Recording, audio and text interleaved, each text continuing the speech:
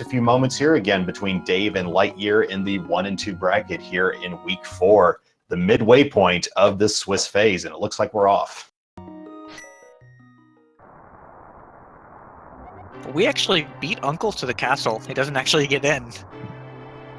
He's in like the side room.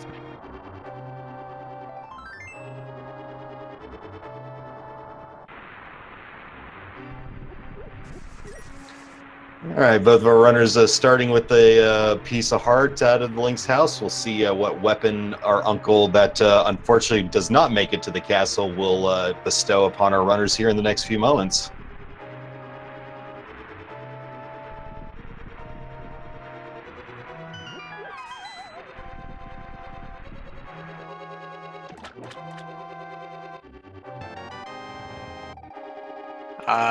We have Cane of Samaria. That's one of the more interesting weapons. It's definitely probably the best weapon that uses magic to start with. Oh, and gloves. Also really fantastic here. The reason that Cane of Samaria is particularly good is because it costs so little magic to make a block, and you can use that block to kill so many different enemies. You can use it to farm for bombs, like LiteYear just did. Yes, getting a very nice 8-bomb drop there. So that's pretty much his farming done and dusted there within the first enemy kill there. So very nice for LiteYear. I may elect to continue farming maybe for some additional rupees, but as far as his bomb situations go, he should be more than content with that very fortuitous drop. We'll see how Dave can respond with a bomb drop of his own at some point here.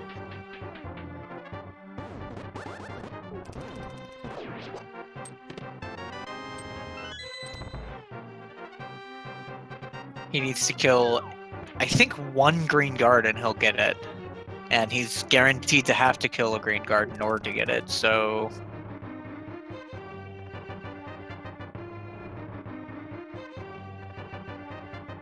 he should be fine on bombs.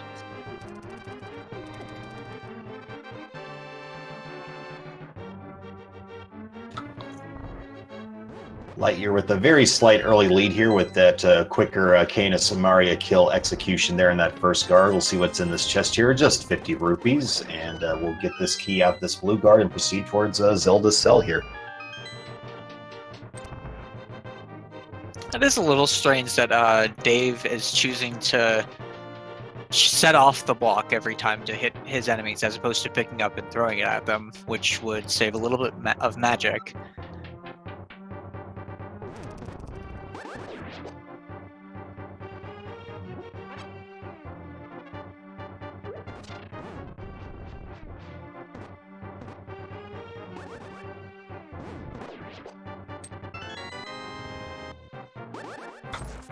LiteYear doing a hybrid strategy of using the pot and then the cane, and it looks like Dave will be utilizing 2 pots to take care of the jailer here and go ahead and get Zelda and head towards the sewers here.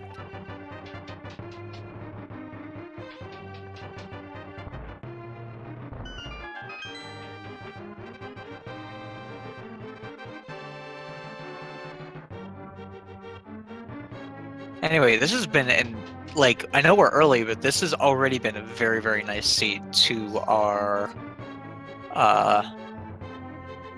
for our runners. Yep, already picking up one of 3 guaranteed items necessary for Dark World access right out of the gate with that Power Glove. Very nice. They're well on their way to their Dark World access, which is a pretty good thing to get within 2 minutes of your seed, to be sure.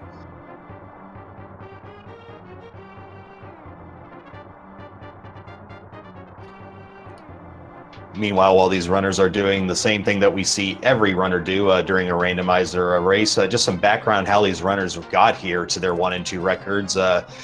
Dave losing week 1 to Carter Freak, turning around and defeating Crazy Sunshine in week 2, but then losing once again to Sir Beater of Arse in week 3 to bring him to 1 and 2.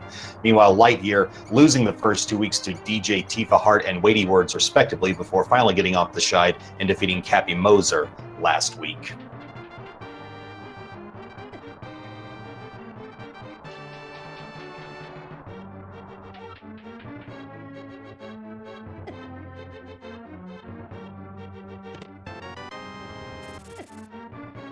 probably the best safety item in the game there with powder.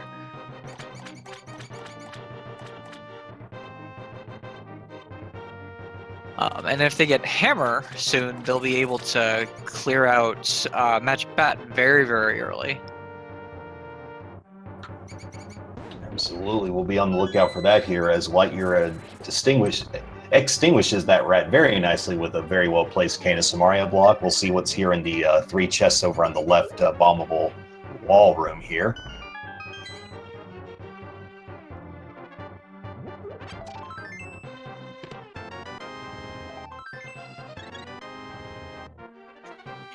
And just a piece of hardened map sandwich.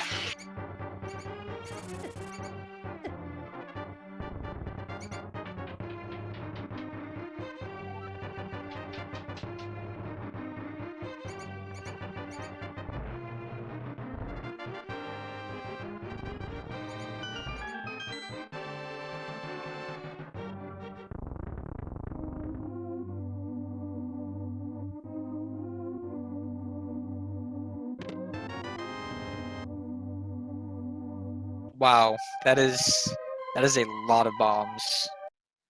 That is exactly the number of bombs they want to see there, actually. Yep, topping their bombs off to a perfect 10. And that will that is a very nice luxury to have your bomb situation so wonderfully taken care of. LiteYear looking like gonna go there. Okay, going up to Lost Woods from the south side, I see. This is faster. You don't get to see what Lumberjack is, though a lot of the time Lumberjack's not useful. You also don't get the chance to easily kill an enemy to see the tier 1 pull of this tree here, though there is a tree. It being the red rupees, which is exactly what they would have wanted it to be, is a big deal. That was probably the tier 2 pull with taking damage and killing at least 4 enemies. Mm-hmm. Neither of our enemies look like they're checking the tier 1 pull, though.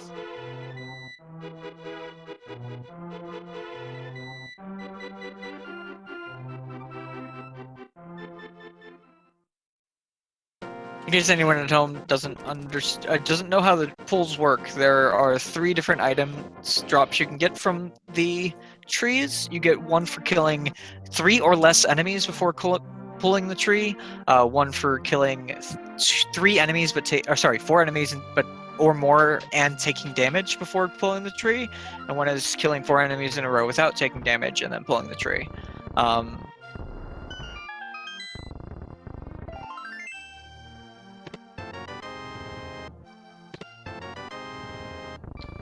So that is a bottle and the Moon Pearl and the Magic Cape here in the Blind's hideout. That's quite a substantial collection there, to be sure. Now, and the flute, sure, let's throw that in there to complete the package.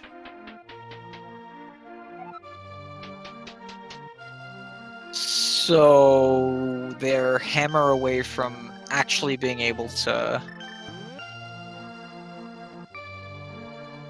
clear everything in Kakariko on the first trip.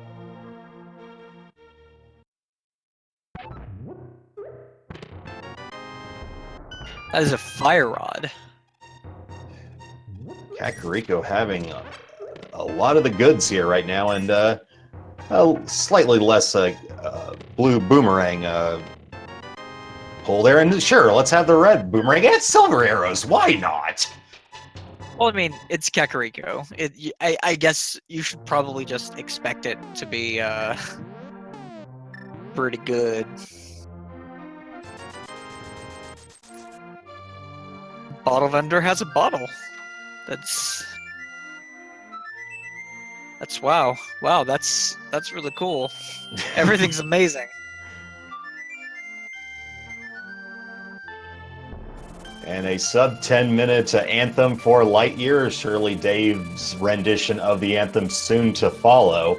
And that is So we can activate the flute, check Sick Kid, and yeah, we're just a hammer away from completely clearing out Kakariko and the very first visit here. Slightly less exciting blue rupee from the Sick Kid, however. Hey, he gave peace of mind that you actually checked Sick Kid your first way through. That's really all you can hope for. That in and of itself may be more valuable than any other item you would get otherwise. In the meanwhile, we're going to see a LiteYear now roll over to the chicken hut here. Their menu is not particularly nice right now, unfortunately. Wow, yeah, that is probably one of the more awkward menu setups I have ever seen. So hopefully they'll get some items to fill in those gaps to make it a little more friendly on the D-pad. But in the meantime, good luck with all that, you guys.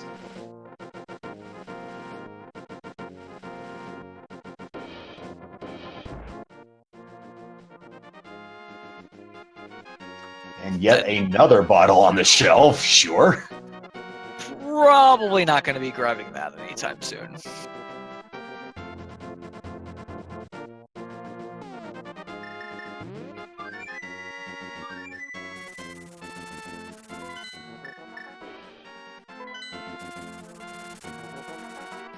Or an all.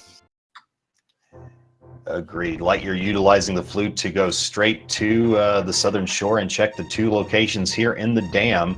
Let's see if the dam continues the craziness or if we get some normalization here and maybe come up with a few duds after the haul from Kakariko. That would not be surprising in the least.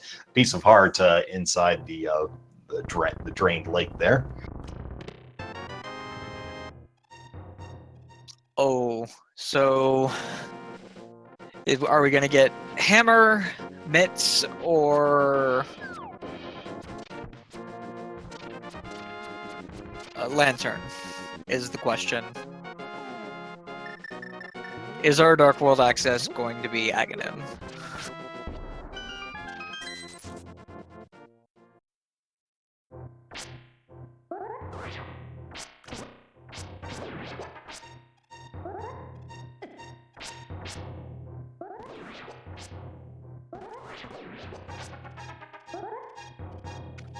Like you're utilizing that newly acquired sword to take care of those mini Moldorms with a few spin slashes, and let's see what we have here in the 5 locations in Mini Moldorm Cave. Starting out with a piece of heart. There's your hammer. We have Dark World access.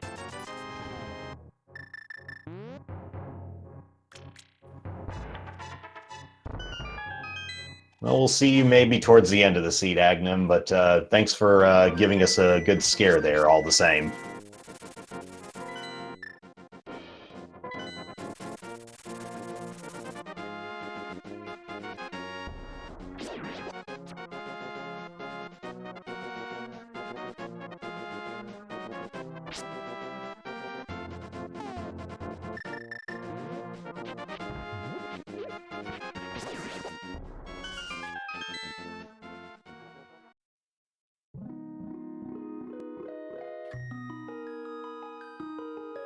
So with Hammer and Powder both in Sphere 1 locations, do you think Magic Back's gonna have something? Certainly very possible at this point. I don't think we've had a dungeon check yet from either of our runners. If we have, I have missed it, but I'll be very curious to see where these dungeons and these pendants and crystals are shuffled, at least in the light world. Looks like we're going to go straight to the dark world for LiteYear, though. Very understandable with dark world access obtained.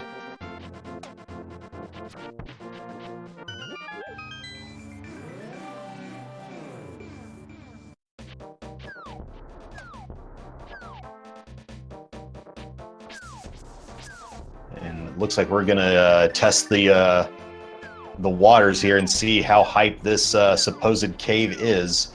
And it's been a pretty hyped seed so far. Let's see if Hype Cave can live up to what's been happening in the first 15 minutes here, starting out with a heart container.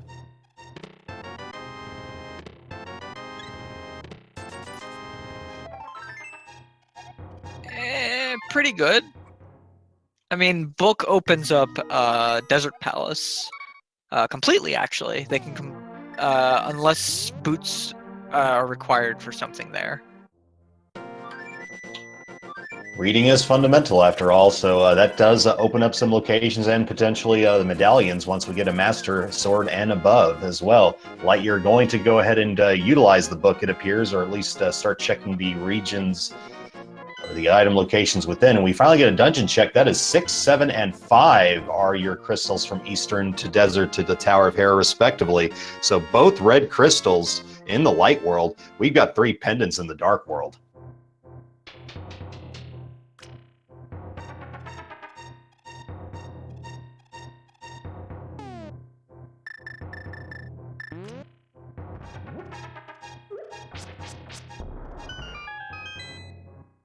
Dave going ahead and checking all of the Sphere 1 locations and being rewarded with a bow at the back of Aghanim's cave.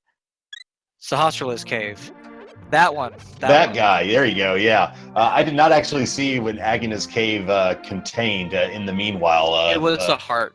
Just a heart. Okay. And Dave getting his dungeons on in the light world and learning what we now know that all crystals here in the light world. So Dave with the bow is going to make a beeline for Eastern, maybe go ahead and collect the first of the red crystals right here, right now. This also means that Dave has a pretty significant advantage because LiteYear doesn't really have much of an incentive to go to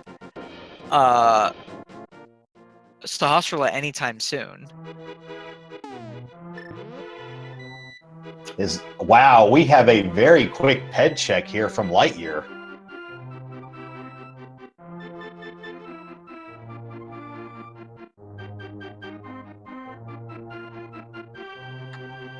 Meanwhile, Dave getting a map out of the first Eastern the cannonball chest, and just a piece of heart in the ped this time. So, sorry guys, no pedestal seed this evening. Maybe next time.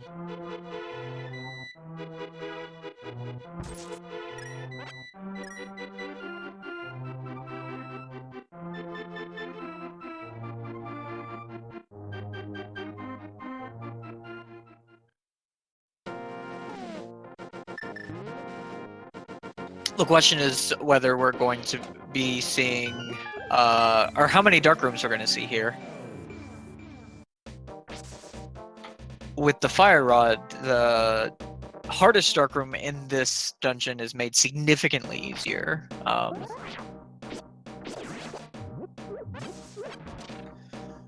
Meanwhile, quite the divergence here. We got LiteYear from the pedestal, and we're getting a dungeon check here. We got, I saw Turtle Rock was a pendant, and that's pretty much all I had the chance to catch. Skullwoods being a crystal. Beyond that, I didn't see it. I saw that Meyer and Turtle Rock are both pendants. So that cane they got at the very beginning of the game is actually not required for unless it's required for some item progression. LiteYear getting a Master Sword from Skullwoods here, so this dive paying off pretty big here for LiteYear. Going to get a Master Sword so quickly now, so that may help ease the gap between Dave and he with Dave getting a bow, but well, we'll see what more we can get as Dave is faring this room without the luxury of the lamp here, and looks like there he goes on to the next room to get the key.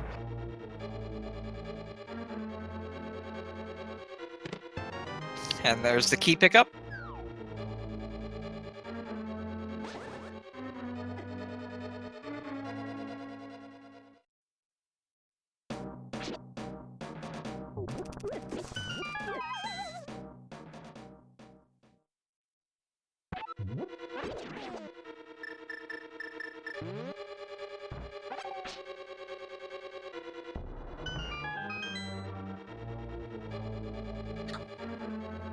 Meanwhile, Light doing the old-fashioned way to get to this big key chest, hopefully find the second of the 2 items in Skullwoods, and does with that heart container. Skullwoods is effectively cleared, save for Mothula's ultimate defeat. Which they do have access to right now. Indeed they do, and LiteYear picking up that Master Sword. If he wasn't already going to head to Mothula, certainly will now with that extra offensive potential now in the form of that Master Sword.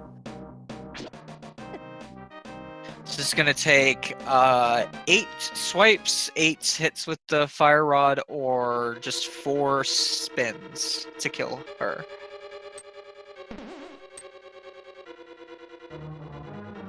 Dave, without arrows, having to resort to the sword to take care of this Igor, and lights going out on Dave as well, and gets the lights turned back on, but unfortunately falls to the Igor's persistent walking, but does have that fairy, so I'm sure Dave probably wanted to save that fairy for a more useful application, but at least it prevents him from having to do this all over again.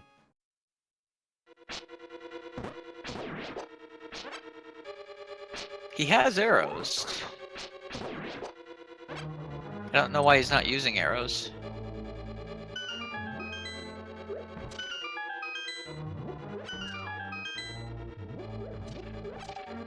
There we go.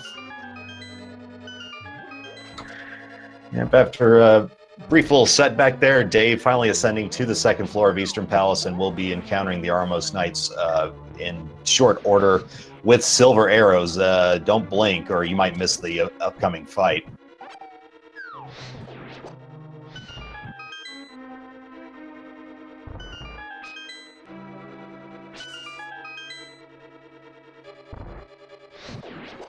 Well, there's 2 upcoming fights. Indeed. Choosing not to get that heart under that pot there.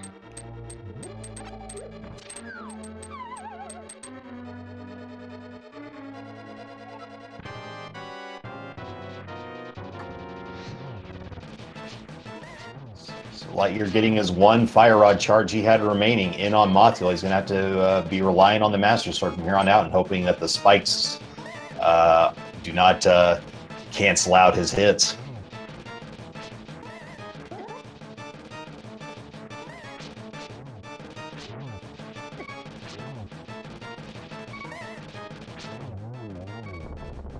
Very well done there.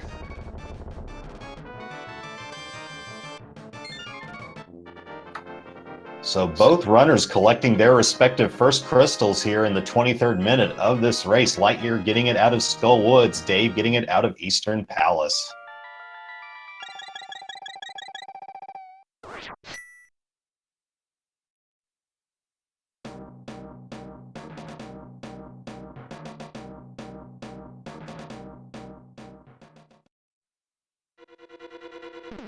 Are we just all of the items required to do Swamp Palace away from Go mode?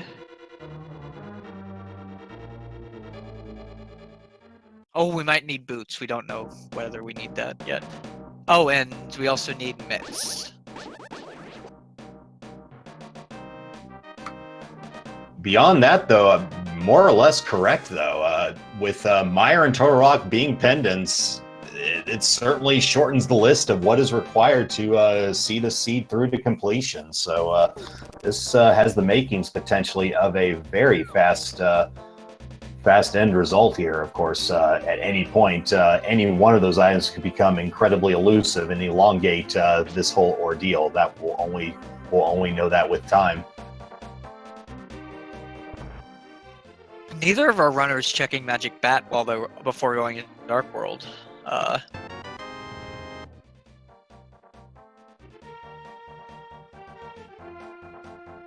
Little strange.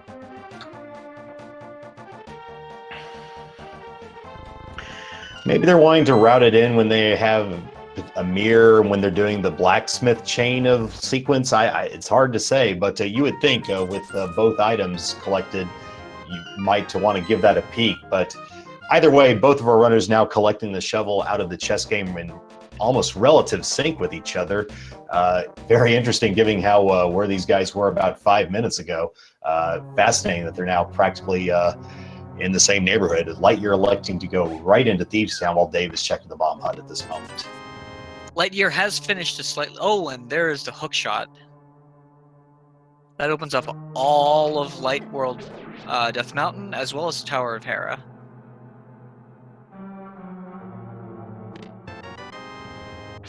with that information, Dave might elect to just completely skip Thieves Town.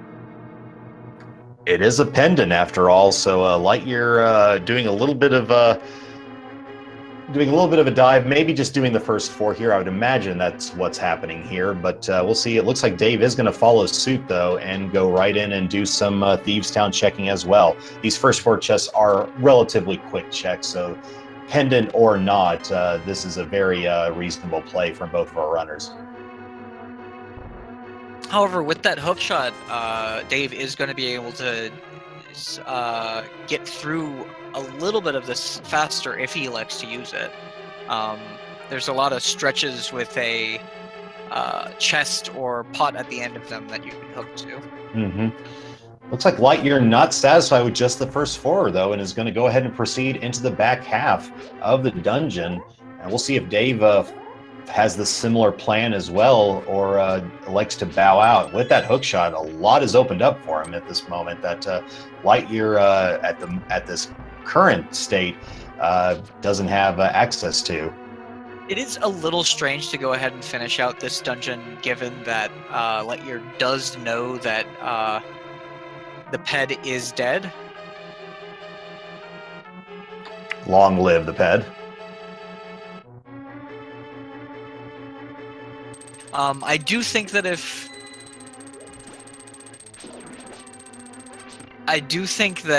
LiteYear had the hook shot, he probably would have dipped out of this dungeon because of Death Mountain. Well, Dave, with that knowledge, continuing onward here, pretty ambitious, I must say, but we'll see if this bold strategy works out for him here, not wanting to leave anything to chance as far as a Thieves Town item being left behind. We do have a heart container here in the room where you bomb to reveal the light for the blind fight to begin. So that's yet another item. 4 items, isn't it? There were 3 in the front, if I recall. So we just saw Dave's inventory that had both the compass and the obligatory big key. So there may be 1 left, perhaps. I have not been keeping a good count myself. That if there was a compass in the first 4, then there is 1 item remaining.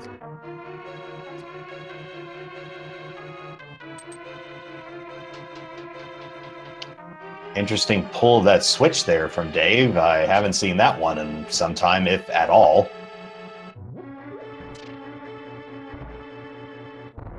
I don't even remember what that switch does.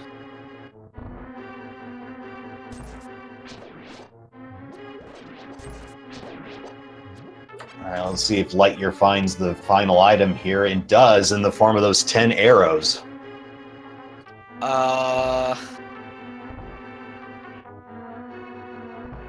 So at this point, if he's been counting, he knows that blind is not required.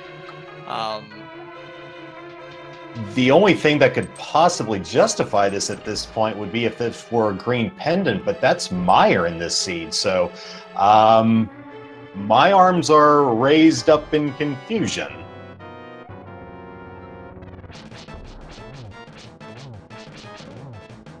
It might be... No. It's... Oh, he has a ferry, so it's actually faster to beat Thieves Town if you want to continue in Village of Outcasts than it is to save and quit. Oh, sure. Okay.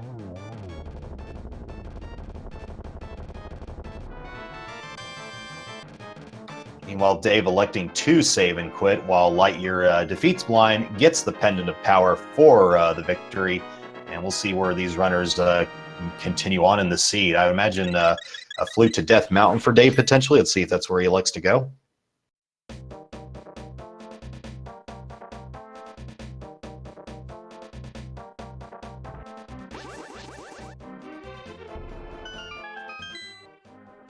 Dave doesn't have the book, so this dip up to Death Mountain means that he's not going to be able to check Ether. He also doesn't have the Master Sword, which we know is in Skull Woods. Indeed. So we'll see if we ever do reveal the contents of that tablet, if that variation leads to significance down the line here.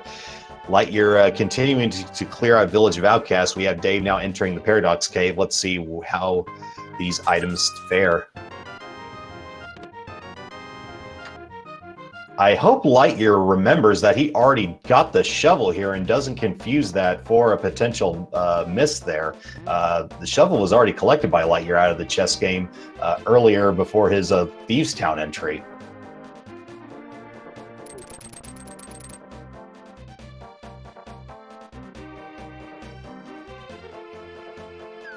Oh, we did get Lamp in Paradox Cave.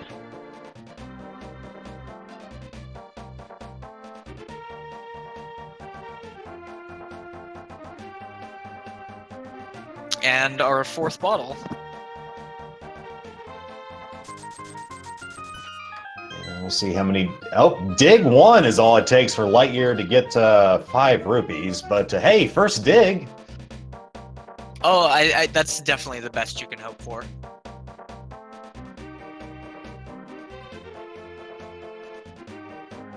Probably gonna go talk to our friend Stumpy here, and then maybe save and quit at this point.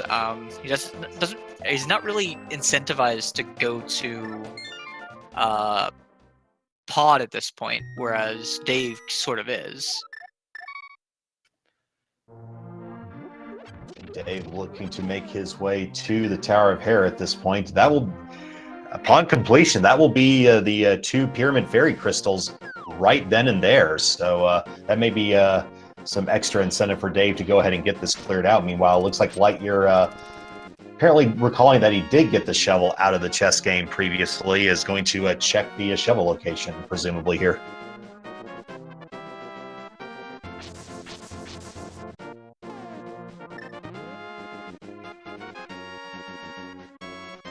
Very easy item to forget here. Not important, but still good that they got it. Looks like we're going to be checking Magic Bat now. And there's the mirror in Tower of Hera for Dave. That is a very nice find, no question about that. And see if Dave can locate the second of the 2 items before being forced to enter the basement potentially. But again, that's the mirror for Dave in the Tower of Hera lobby. That's going to allow Dave to go check Ether much easier if he needs to later. It's also going to open up the other tablet to be used. And let's see what Magic Bat has for LiteYear. Flippers! So they could have routed Magic Bat and been able to do all the Lake Hylia and Zora domain locations now. Zora, obviously, they are quite significantly short on the 500 rupees needed, but indeed, Magic Bat having a critical item as foreshadowed in those early Powder and Hammer collections. So we've already found Lamp, we've already found Flippers. What we're missing is Mitts for Go Mode, I believe.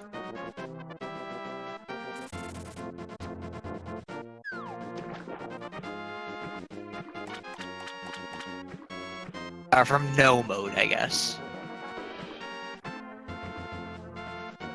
Let's see if the Hobo has anything of notice here. Dave getting his health topped off before heading towards Moldorm. Going to be utilizing the hammer to take care of Moldorm with 3 successful strikes. Oh, and as a reminder, we might need boots to beat this game.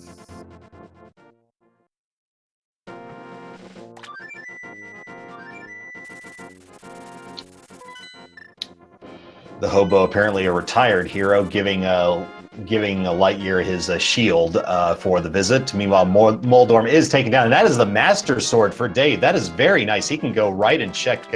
Actually, no, he doesn't have the book. Excuse me. I was getting excited for no reason. Still a very nice find all the same. So LiteYear is guaranteed to be able to... is guaranteed to have at least...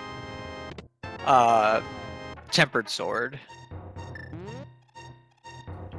Absolutely, yeah. If Dave happens to achieve Go prior to dipping into Skull, then that is a sword that may be escaping his grasp.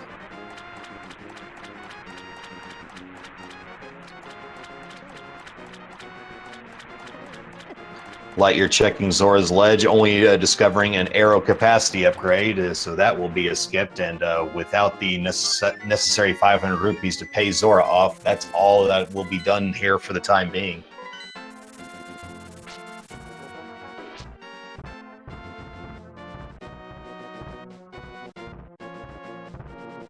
So, if you find mitts soon, like on one of the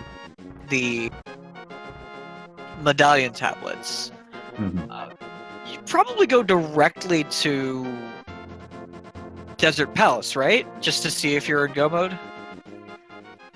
Yeah, that certainly would make a lot of sense to see if you're in, I guess, 21 out of 22 Go mode at that point. But yeah, absolutely. At the very least, start clearing out dungeons at that point. At the very least, probably Desert Palace being at the top of your list for that exact reason.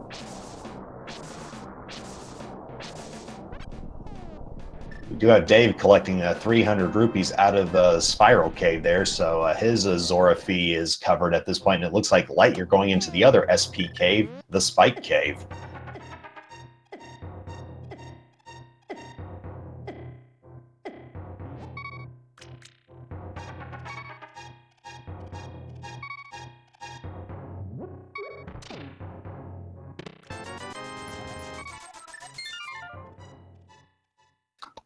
And like its cave counterpart, also having 300 rupees as its reward. Looks like Dave is headed directly to Skull Woods.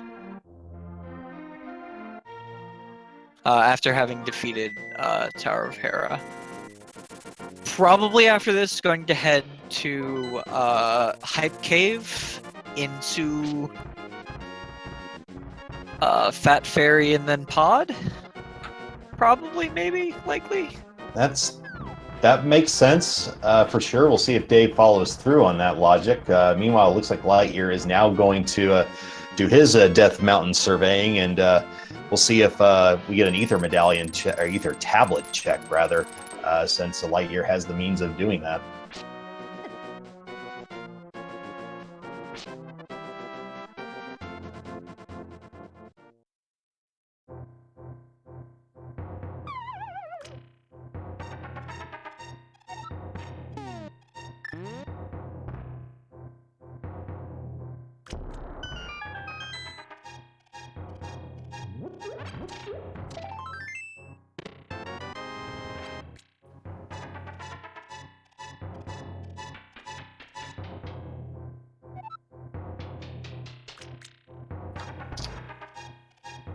And there's Dave's Tempered Sword.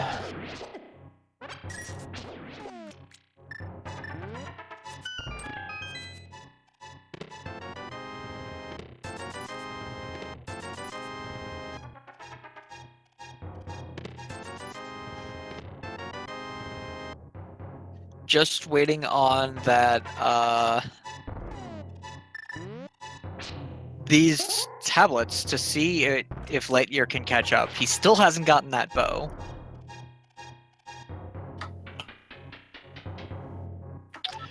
And Dave falling prey to the Gibdo in the bounce house of Skull Woods, having to start right back where he initially fell. So a little bit of a setback there for Dave. Let's see if he can get through this room a second time. Still on green mail, so a lot of these enemies doing a good 2 hearts worth of damage with each point of contact.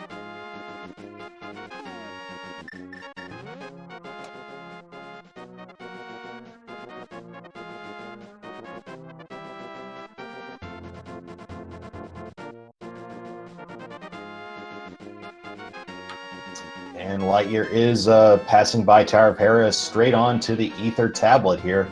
Let's see what Ether's tablet has for LiteYear.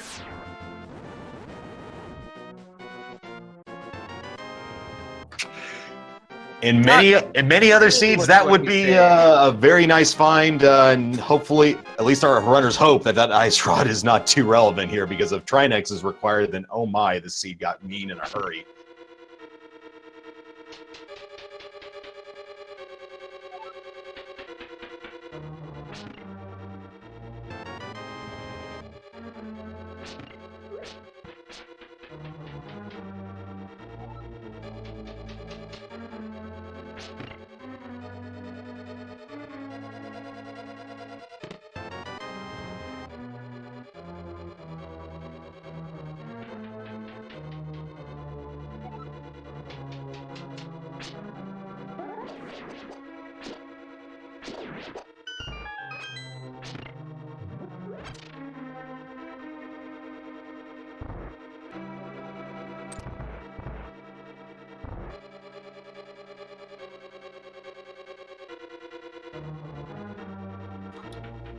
Dave falling once again here in Skullwoods. I think that was oh, that was intentional. Yes, indeed. To get back to this entrance. Excuse me. I just saw the flash of red and my eyes immediately went over. I was like, uh-oh.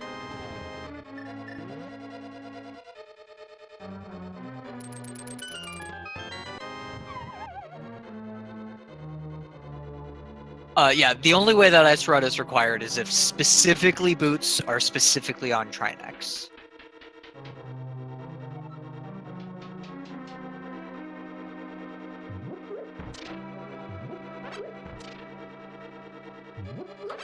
So you're saying there's a chance. In any case, yeah.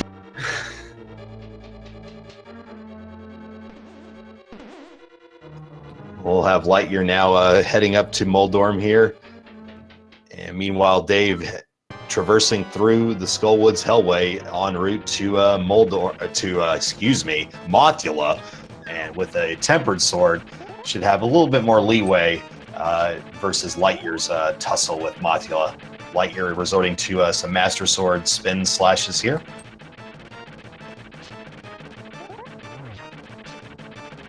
Just one more spin, and that is a dead Moldorm.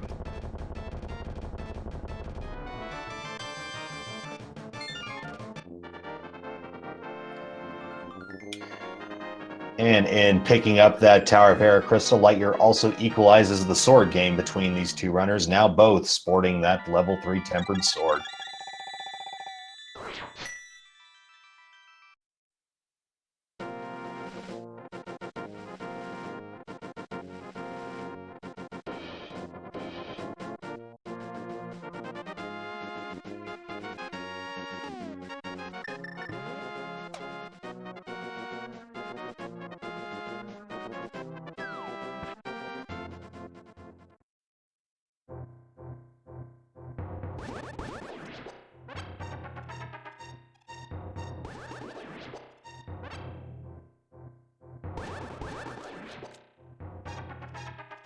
Do you sound like Alton Brown, or do I?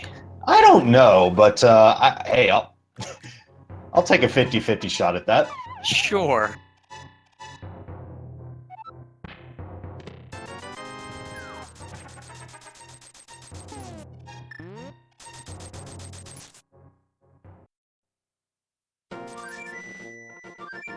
Looks like David is going to go ahead and get his book.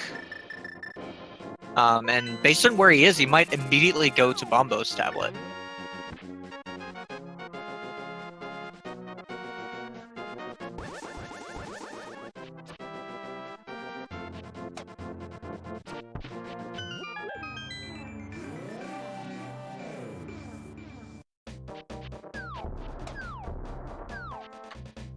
Let's see after this Hype Cave check if Dave gets the Pyramid Fairy locations checked up as well. Let's see where LiteYear is going. There's the book for Dave, getting a heart container and a piece of heart along with that red rupee to round out Hype Cave's contents. LiteYear.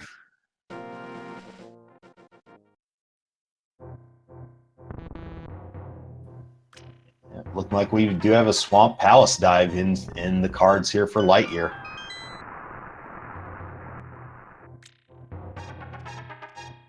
This could catch him, LiteYear up if there's important progression in Swamp Palace, because I don't think Dave is headed there anytime soon. It is a gamble. A lot of the time, runners will delay Swamp Palace until one of the last possible places to check, as it is quite the time investment to full clear.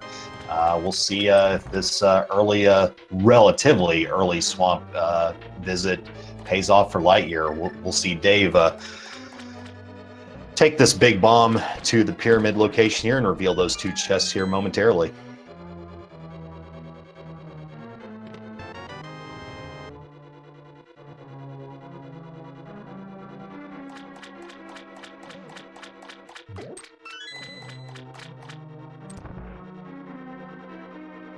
Nothing on Pyramid Fairy, despite the very early red pendant or crystals. Yep, just some bait in the form of 40 rupees and just a large capacity upgrade for the arrows on the pyramid ledge. So pyramid not paying off this time. Dave going ahead and checking Catfish, which I do like this here. If he doesn't check it now, he's going to be orphaning this location. There's not really an easy way to get up here. And I don't believe he's collected Zora at this point, so he may also, utilize his mirror to go right into Zora's domain after checking this Catfish location. That would make sense. He hasn't found flippers yet, though.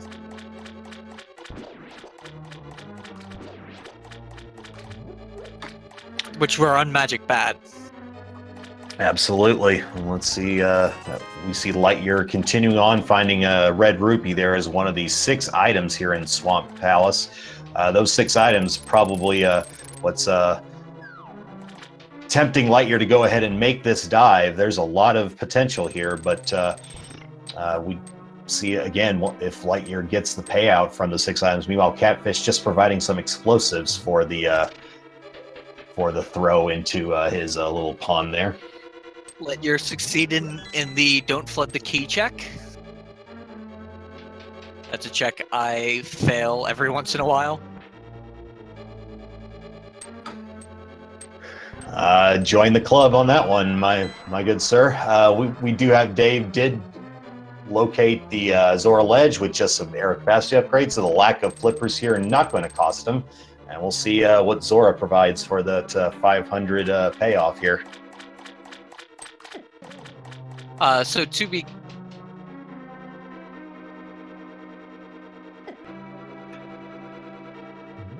clear, LiteYear can't possibly be in Swamp Palace unless he had the mirror. So he has the mirror.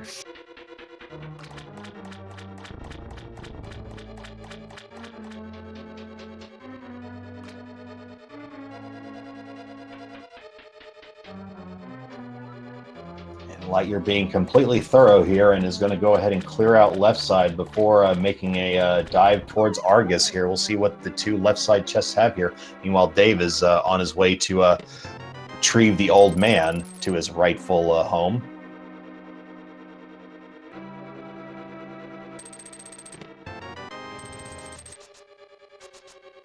Well, there you go. There are the boots. We do not know yet if those boots are required, but in the event that they are, this is a huge find for LiteYear.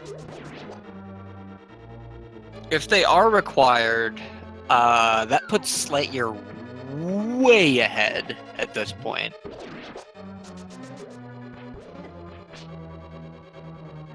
Because I think from here, he's really highly incentivized to go towards Pod and grab Sahasrara while he's on his way.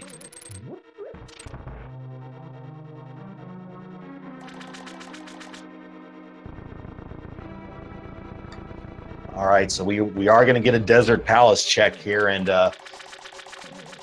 how these items are laid out here. If there is a key on a torch here, or particularly the big key, that is going to mean LiteYear has got a major leg up on Dave as far as not being boots locked when they enter Desert.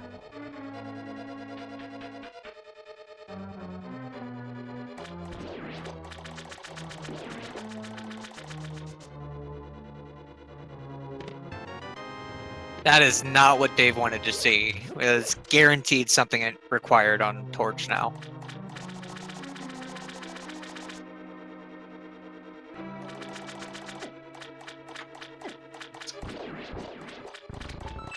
So with that small key, with a key on the Torch, big key is behind that small key. Dave is locked out of Desert until he dives into Swamp.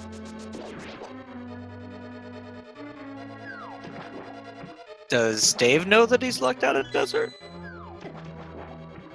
Oh, he's stealing the key. He's performing some thievery here by the looks of it.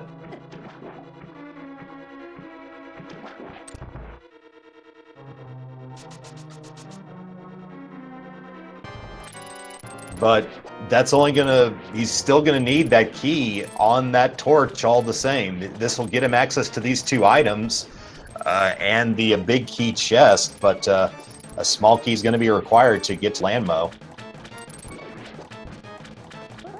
The thing is, if Mitts are in here, stealing that key is going to open up a lot of the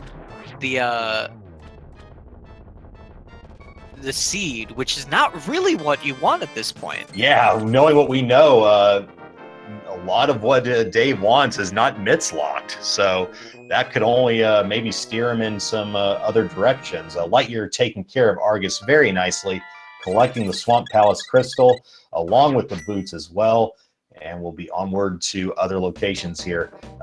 Really would behoove him to head towards Pod and Sahasrara to get that bow.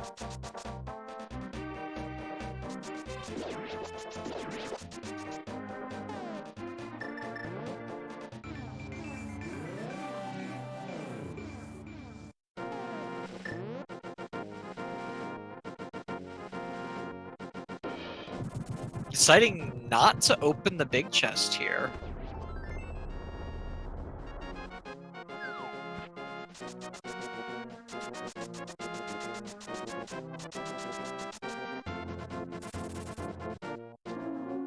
Meanwhile, as Dave is leaving the Desert Palace on his way to Agnes Cave, we have LiteYear entering it, and LiteYear will not have to do any crazy routing shenanigans to proceed through Desert Palace. LiteYear will be able to bonk that key off the Torch and proceed as normal onwards to a presumed clearance of Desert Palace all in one go.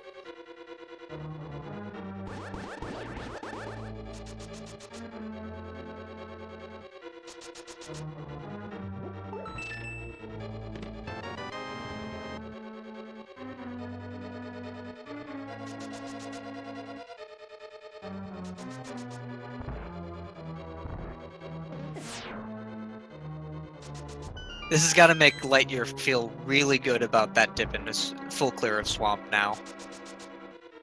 With the location of those boots, really basically guaranteed to have to full clear Swamp.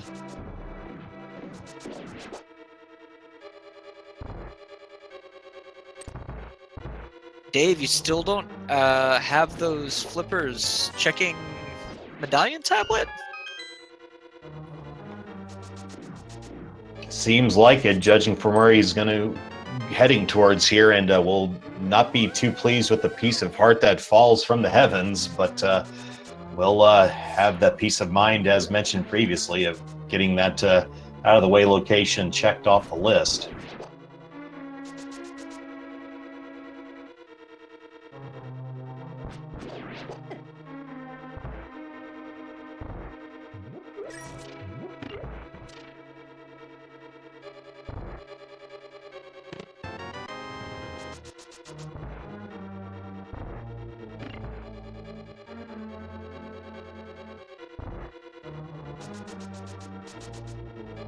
I think Dave has got to be going to Pod at this point, based on where he's...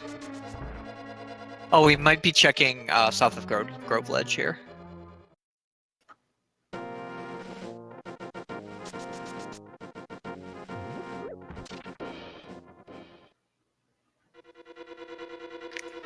Looks like also visiting Stumpy as well, along with this check. Meanwhile, LiteYear is using the key just now collected in the more conventional manner, using it to ascend upwards towards Landmo, excuse me.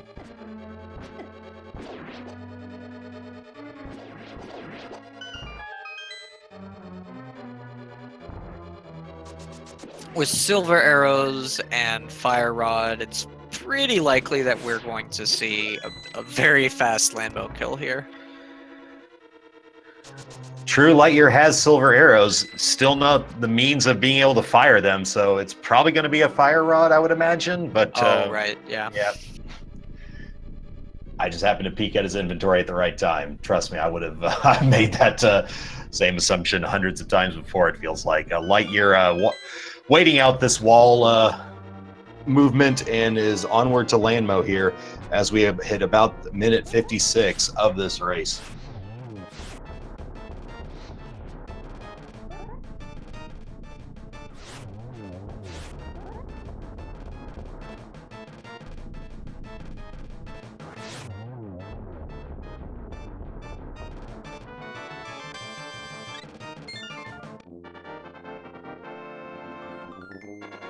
LiteYear running out of places to go other than Sahasrara.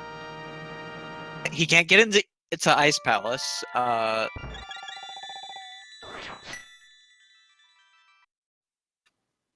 absolutely. Has no means of accessing Mire or Totoroc. Not that that would be the desired method anyway, but yeah, running few and far between here. And just like that, LiteYear appears to be heading towards Pod/Eastern at this time. Probably going to take a dip into Sahasrara's garage here and see what he's got. He'll be very pleased to find the means of being able to shoot those silver arrows at long last. Not sure how pleased he'll be knowing that this is a Sphere 1 location.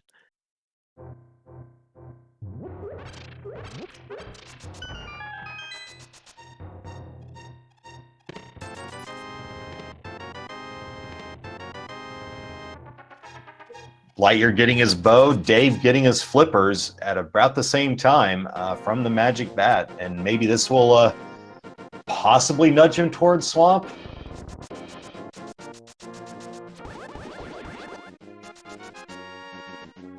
Likely going to check the Lake Hylia locations first, though. There are more items available in Swamp, but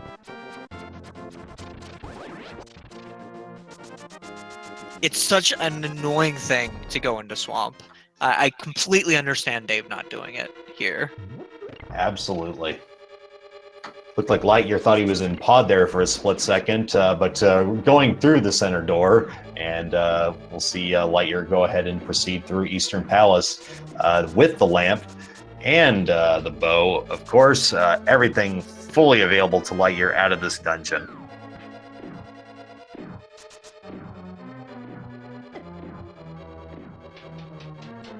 Only boots were in Swamp that were required.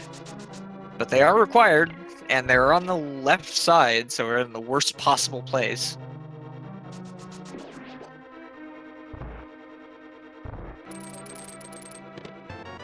Saving a screen transition by using the hook shot there.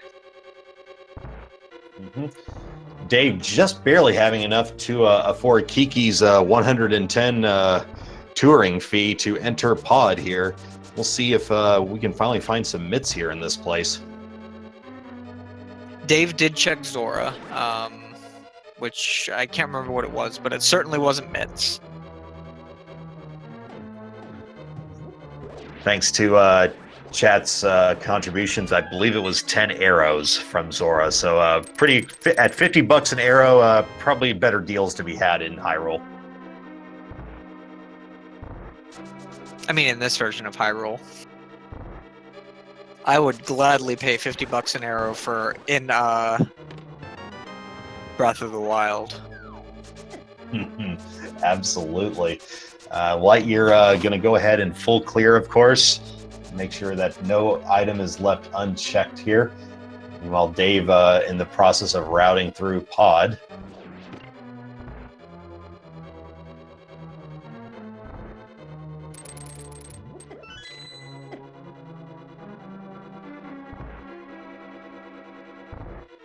I don't know why Dave is dropping down here. He doesn't have the key to open this key door.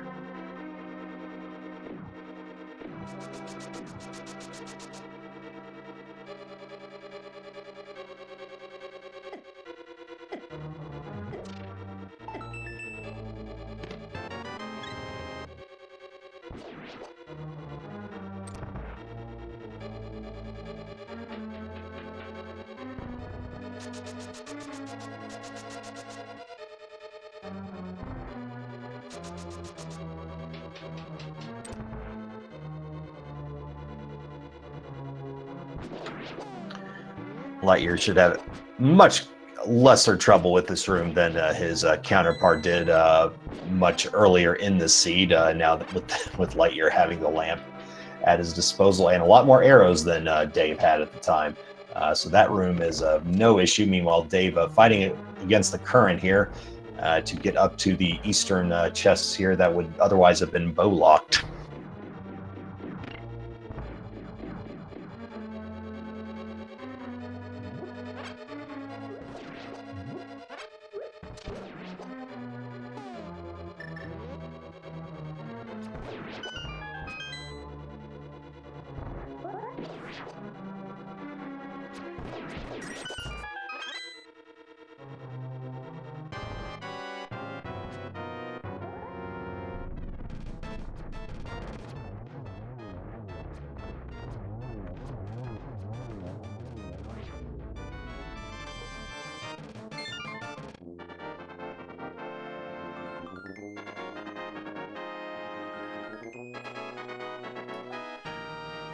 So the Armor Knights are a very quick kill for LiteYear, collecting his 5th crystal just past an hour and 1 minute into this race. We still have Pod and Ice Palace remaining to be cleared here.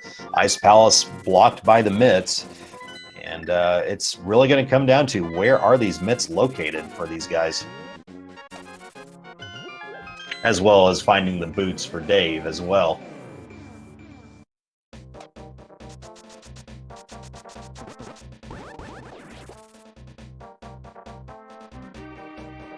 Is it possible for mitts to not be required to finish the game? I'm trying to think, do you need mitts for anything in Ganon's Tower?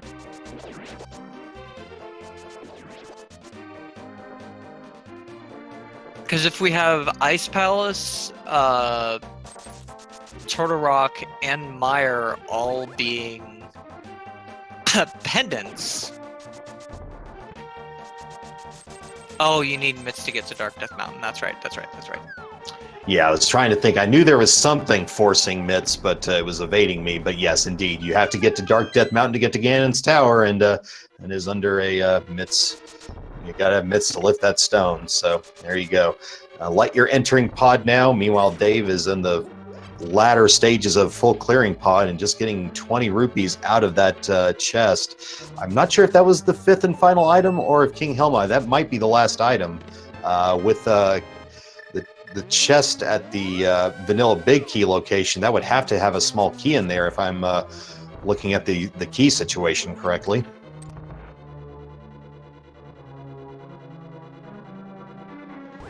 I agree with you.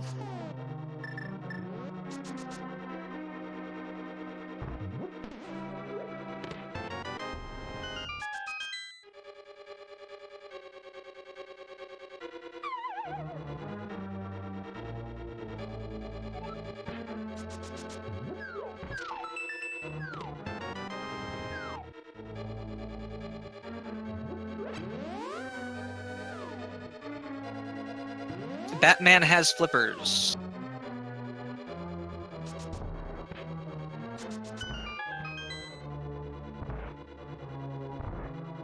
So Dave utilizing the right side to head towards King Helmasaur, and with a full health should be able to utilize those sword beams strategically to flip the switch upon descending into the basement, provided that he retains his full health up to that point, taking care of these gorillas with some nice manipulation.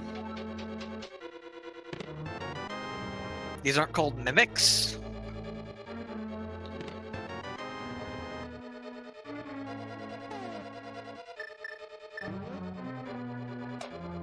I learned something today.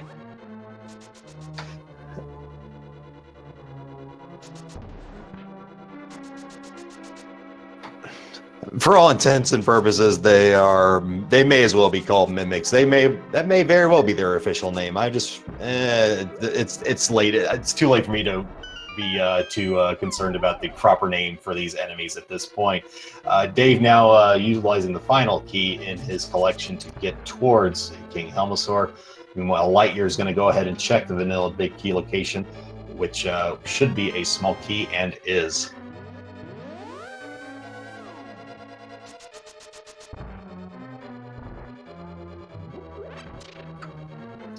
Dave utilizing the hammer to kill these flipped over turtles, actually unnecessarily. The tempered sword takes care of these guys with a simple swipe of the sword, not having to resort to the hammer's wonky as all get out hitbox.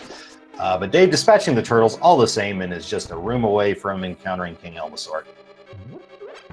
I'm trying to think what's left in the overworld that they can actually check. There's Bonk Rocks and Graveyard Ledge. Has the blacksmiths and the subsequent purple chest been checked? I don't believe so. Those require mitts. That is true.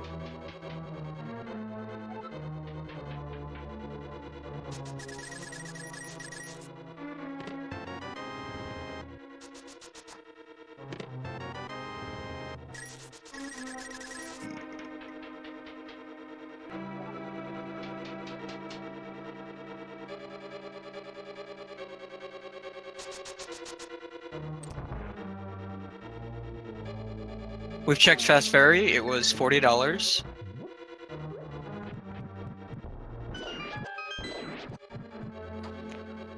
So Dave taking care of King Helmasaur right as we hit 1 hour and 7 minutes on the clock. And we'll see where Dave elects to go, reviewing where these pendants and crystals are located and what's remaining on his map at this point. I mean, I don't know that he has a choice. He has 2 locations in the overworld and Swamp Palace, and that's it. This warp to 4 may foreshadow a Swamp Palace visit, which will lead to Dave getting the boots, provided he clears out left side, which you would imagine he most certainly would. Meanwhile, LiteYear on his way towards his own King Helmasaur encounter here in the next minute or so.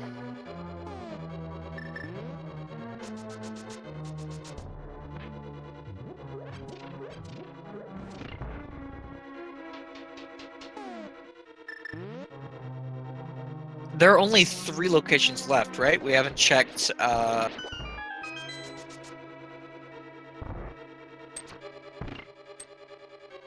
we for sure have the 2 boots locations in Bonk Rocks and King's Tomb.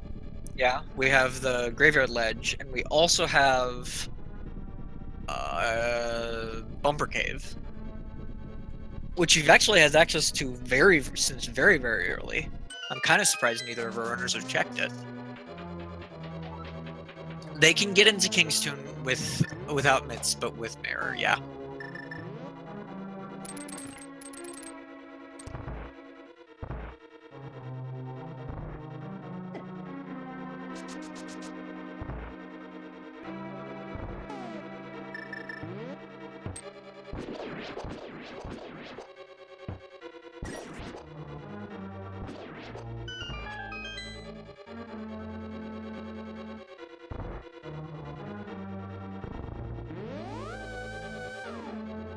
Neither of our runners have checked Bumper Ledge,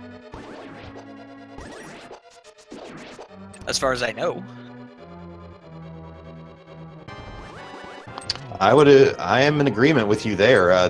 They may be able to route that in en route to mirroring to King's Tomb potentially, but yeah, at this point, Bumper Cave is a considerable question mark.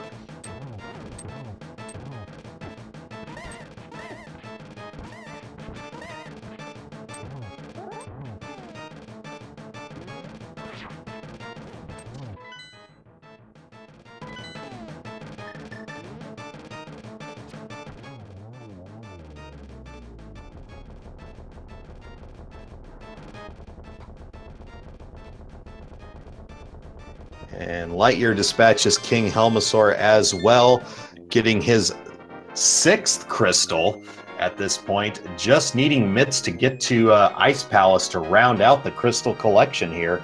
So we can, the advantage LiteYear has over Dave right now, pretty well illustrated with Desert Palace and Swamp Palace already cleared for LiteYear, which Dave has yet to complete based on the ordering of his item collection, keeping him out of Desert Palace for the time being, at least full clearance thereof.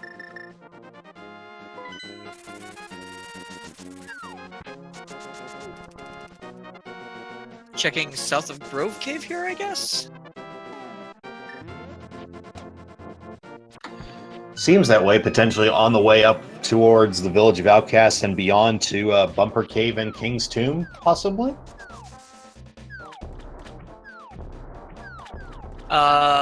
He has done... Oh no, this is just the fastest way to get there. Yeah, my eyebrow is starting to raise there momentarily as well, but nope, just utilizing this routing to get to Grove Cave, Cave 45, whatever moniker you want to give to it. We're going to see what's inside here in just a few moments here. It is just another 20 rupees. Probably going to do Fat Fairy from here.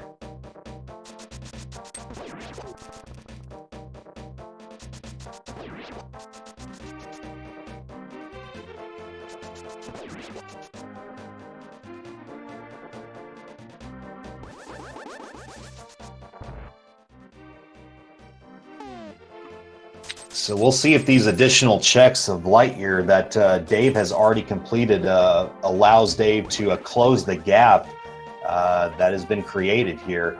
LiteYear. Dave has done Catfish. It was Bombs, if I recall correctly. Mm-hmm.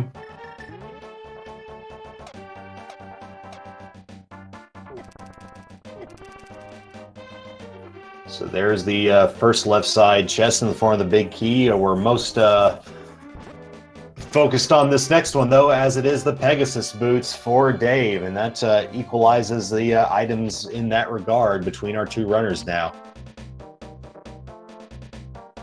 Are we going to see all 3 medallions in GT here?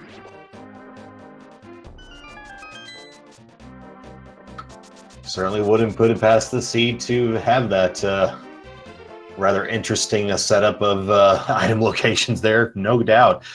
Pyramid Fairy going to be checked for light here, just going to get a 40% refund on his big bomb purchase.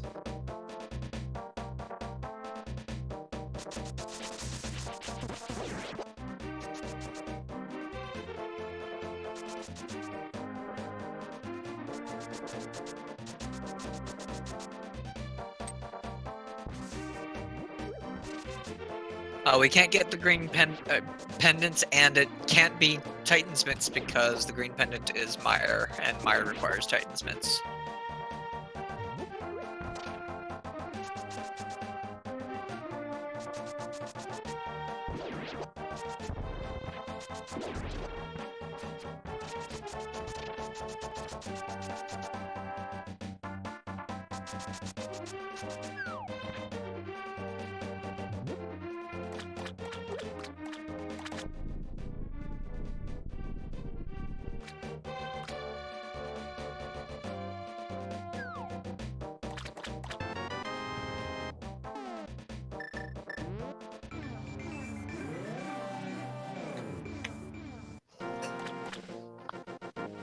LiteYear warping to access Zora's domain here, and will not be pleased with its contents outside of just checking it off the list of places to check.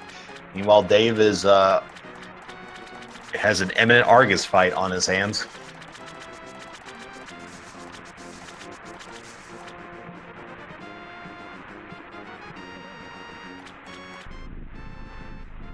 We do not know what Lumberjack was. However, Dave checked it and has not yet to go kill Aghanim. So it's unlikely that it was Mitts.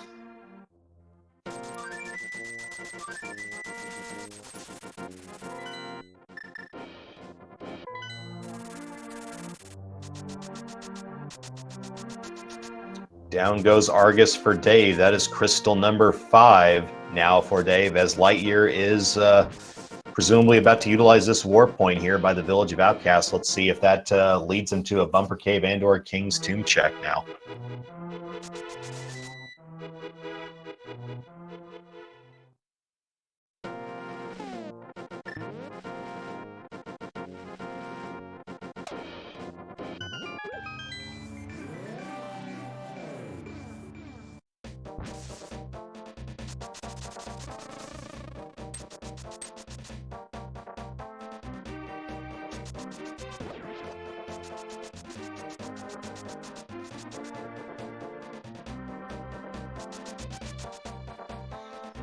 Oh my goodness. Have Mitts been on Lumberjack Ledge this whole time? Based on Dave's play here, that appears to be the case. Wow.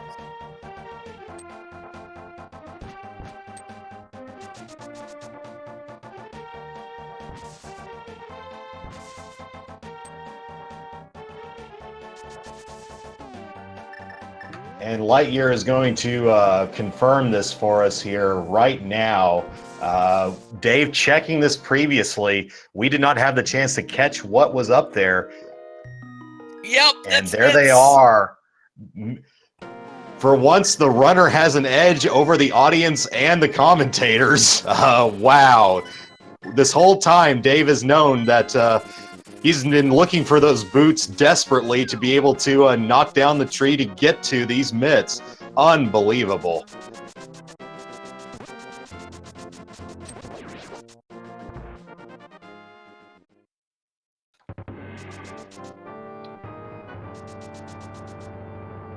That is go mode, by the way. For Dave. For both of our runners, actually. Indeed. Now, LiteYear has a slight advantage here in that Desert Palace is already taken care of. Now, Dave is slightly ahead of LiteYear in his tower ascension here. So this is shaping up to be incredibly close all of a sudden. Dave has to clear Desert Palace, though. Indeed.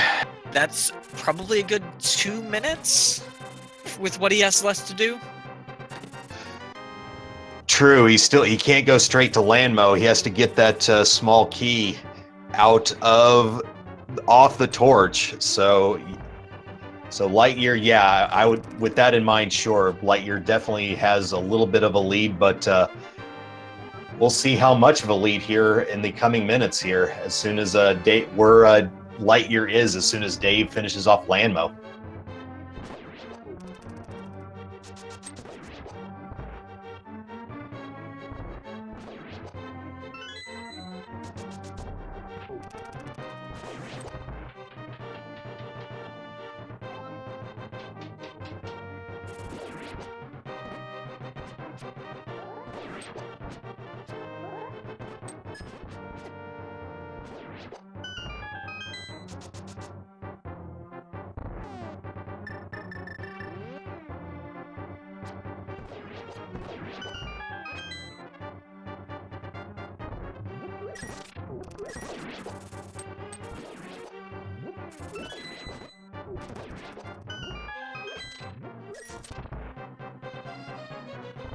All right, so Dave ascending to the 7th floor here at 1 hour, 19 minutes, and 15 seconds on the clock. Let's see when LiteYear gets to that similar point to get an idea of the time differential right now between the two, as far as their Aghanim Tower ascension is concerned. Looks to be about 15 to 20 second difference right now between the runners as far as their immediate location.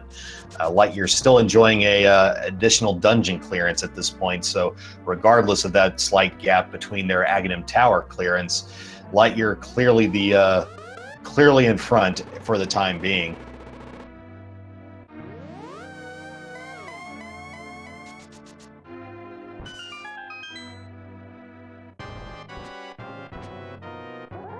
How many blue balls do you think we're gonna have? Well, more than one, at least one. Well, yeah, we see one already. Let's go with 3.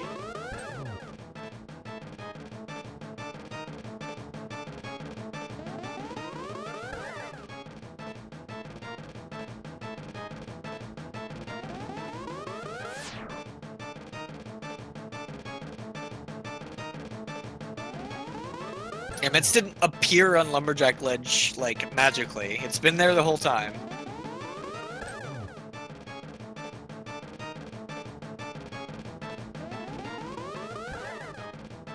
And Dave defeats Agnum, gets a health refill as well. Needs to mirror out to be able to, let's see him access the flute war point to get to these mitts as soon as possible. And actually going to save and quit to warp to the sanctuary, I suppose.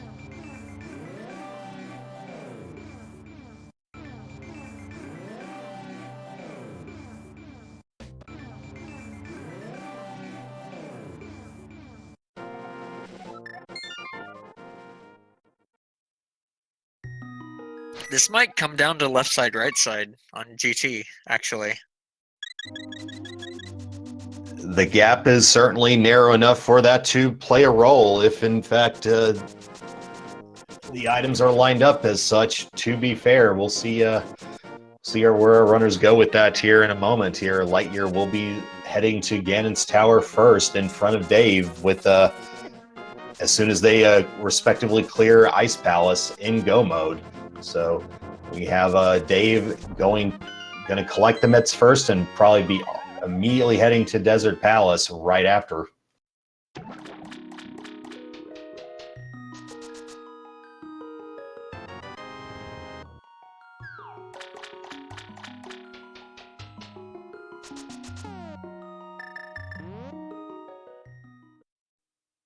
Dave is only 10 seconds, was only 10 seconds ahead, and now that LiteYear is able to go to Ice Palace, he's pretty far ahead. Absolutely.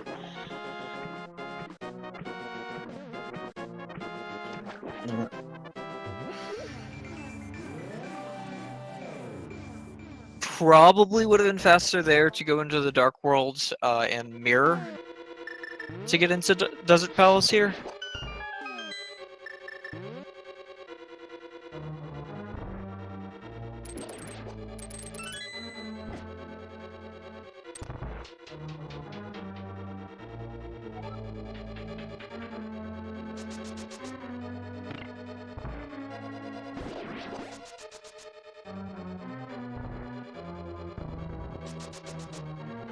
That would explain why Dave stole the key and then immediately didn't check the big key chest. I think he might have realized that all he needed was boots, and boots can't be behind that a stolen key. Very true. That makes a lot more sense now that we have the full picture at our disposal now. LiteYear, nice bomb placement there, flipping the switch in preparation for an Ice Palace bomb jump, as well as revealing that to bombable floor. And we'll now get 2 for 1 on his stuff. Let's go ahead. So Mitts, answering a question in chat, Mitts were on Lumberjack Cave, and they needed boots to be able to do that. So Dave decided to wait until he had boots to do Aghanim, so that caused Mitts to be his go mode item. LiteYear didn't check Lumberjack before doing at the very beginning of the game, so he didn't know where Mitts were. Very nice bomb jump for LiteYear. Going to proceed onward towards this go mode clearance of Ice Palace. Just going to make a beeline to Cold Stare. No further items required to complete the seed for our runners.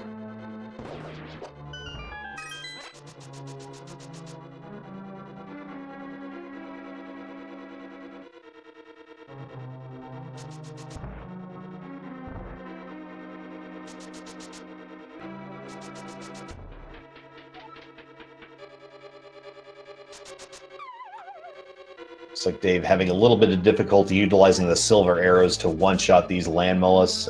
So deferring to the Tempered Sword and its high offensive capabilities here. Landmull is down, getting a heart container and getting his 6th crystal of the 7.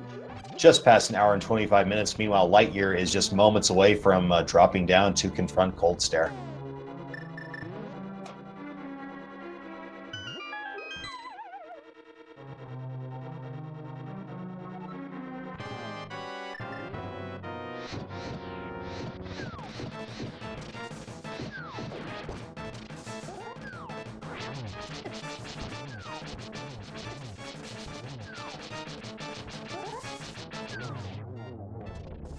Very clean Cold Stare here. Absolutely. A Cold Stare. Not that it was possible to happen, but that was about the one thing that could possibly help bring Dave back into closer contention, would be a ill-timed Cold Stare fall. But not going to happen for LiteYear. Easily takes care of Cold Stare and is on his way to Ganon's Tower. And we know what that means. It is time to initiate our favorite guessing game here. Where will this big key be located for LiteYear? Feel free to enter in a guess between 1 and 22 and as to which number chest LiteYear will obtain Ganon's Tower big key. If you are a subscriber to any of the speed gaming channels or have contributed up to 250 bits, you are welcome. You are going to have your correct guesses archived on our leaderboard.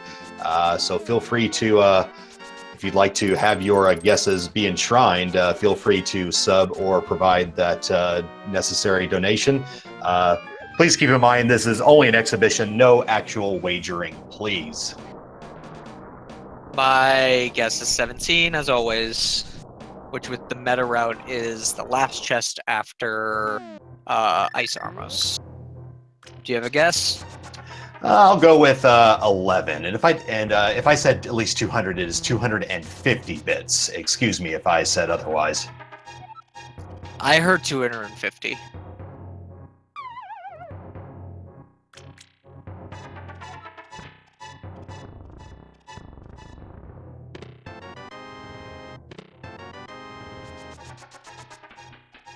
I don't know why LiteYear's checking these locations. I guess it's literally on the way, but that does waste a few seconds. And there's not actually any items that super save time at this point. Even Gold Sword doesn't save enough time, in my opinion, to actually be checking chests.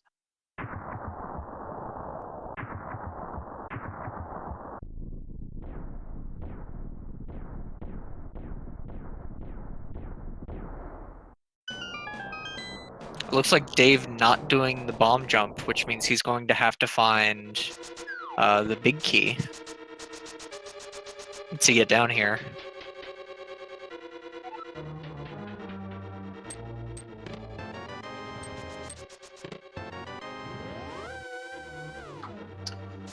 So right side locked out with no small key in those initial 2 chests here. So far, Ganon's Tower clearance is going to be rather linear unless they want to find a small key and then utilize that to access right side. But for the meantime, it looks like there's not going to be a lot of difference as far as Ganon's Tower routing is concerned.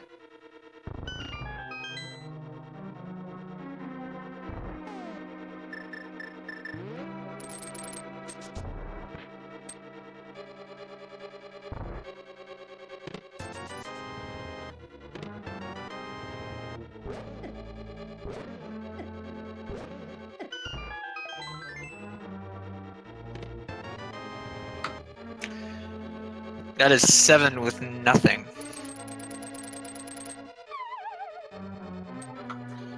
Sure, LiteYear will welcome that mail upgrade obtained in chest 5, if I'm keeping count accurately.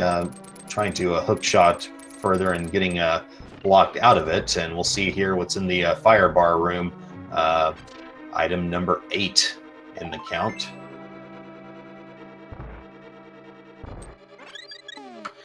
And curious that Dave is not effectively go-moding this dungeon as well. in Ice Palace.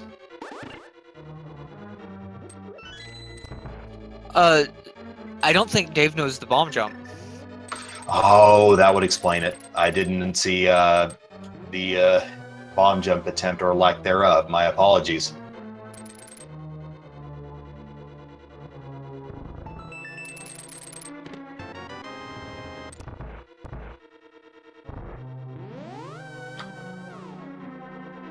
No big key yet for LiteYear, so we're on to the randomizer rune here in Ganon's Tower.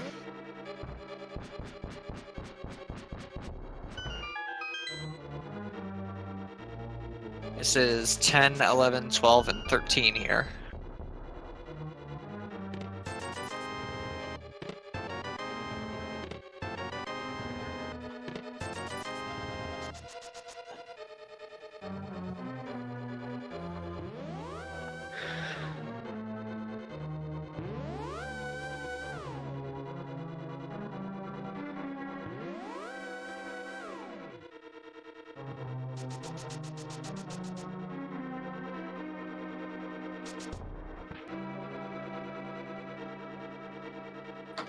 We do have Quake.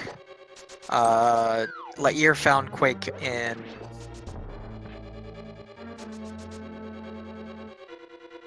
Super Bunny Cave.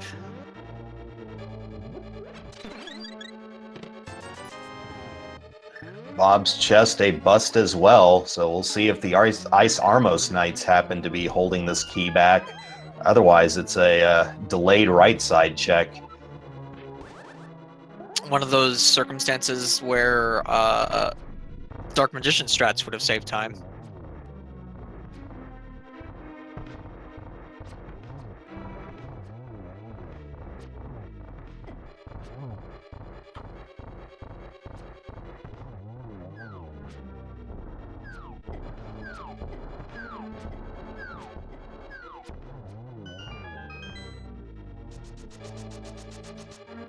$15, $16, $17 here.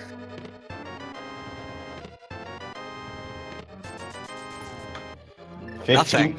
15 had the right shade, but not the big key. So we're going to the right side here in hopes of finding this big key, and that is a death to cold stare for Dave, and that is the last thing Dave was needing at this point.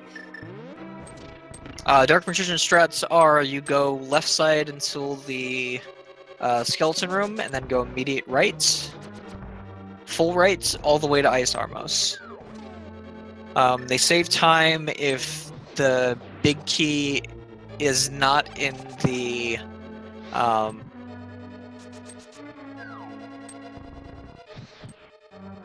randomizer room or any of the chests on the way to the randomizer room.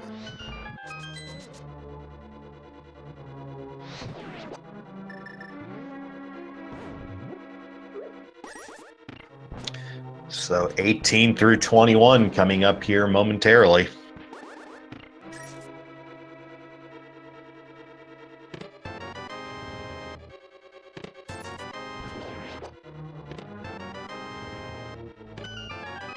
$21. That is blackjack for LiteYear. Probably not too thrilled about that particular location of the big key. All the same, LiteYear is going to start his ascension towards the gauntlet and towards the end of this seed.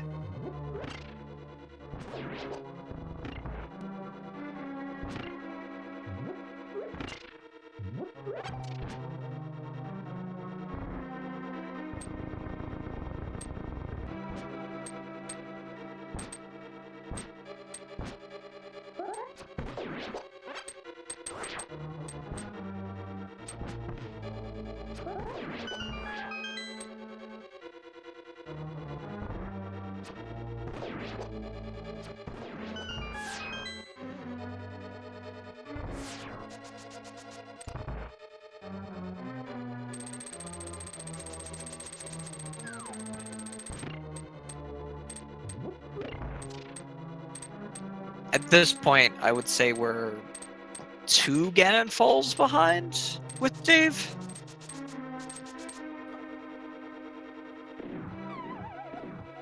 I'm thinking maybe a few more than that, honestly, at this point. LiteYear with a sizable lead, to say the least, at this point. It's going to take all sorts of falls, deaths. It's going to take Based quite a solely bit. on LiteYear's play so far, I kind of doubt that's going to happen. I would tend to draw the same conclusion as well. Still yet to determine here. We have to finish this out before we can call a victor here. But right now, it is absolutely LiteYear's race to lose in every possible respect. Yeah.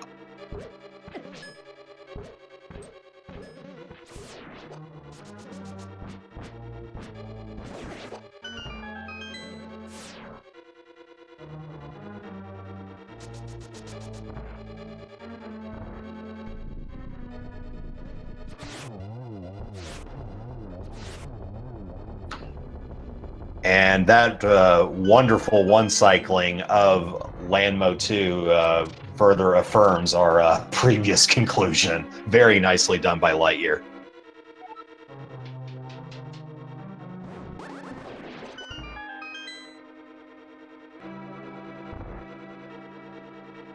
He could run out of arrows and need to do Silverless Ganon randomly.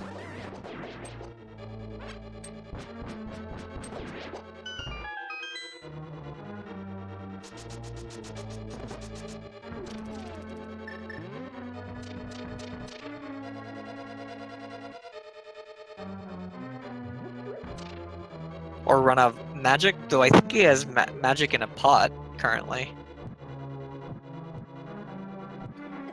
Well, okay.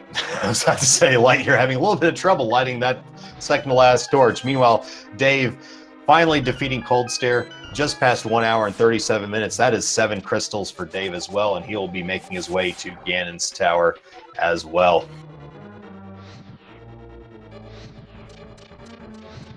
But yeah, very well played by LiteYear. Very, very well played. Also remembering to grab that key. Very easy to forget that when you're at the end of the run and unsure whether you're going to be able to finish it before your opponent.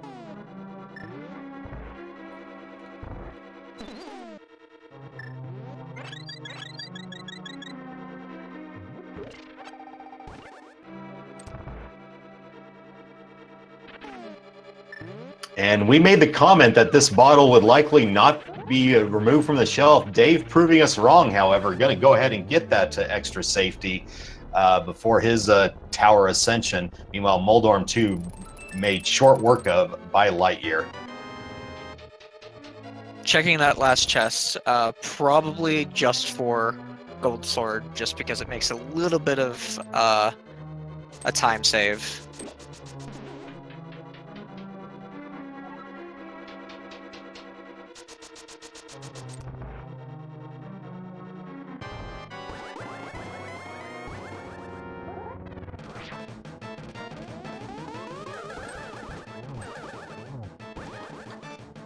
It's a nice double, yeah. Mm-hmm.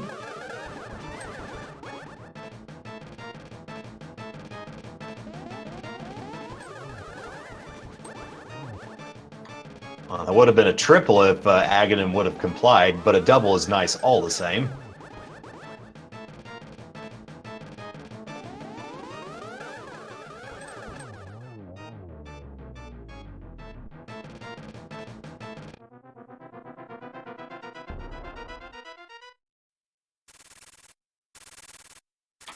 And LiteYear will be encountering Ganon right at about the 100-minute mark of this race. And assuming that this Ganon fight goes the way LiteYear wants, LiteYear will be obtaining victory here in very short order.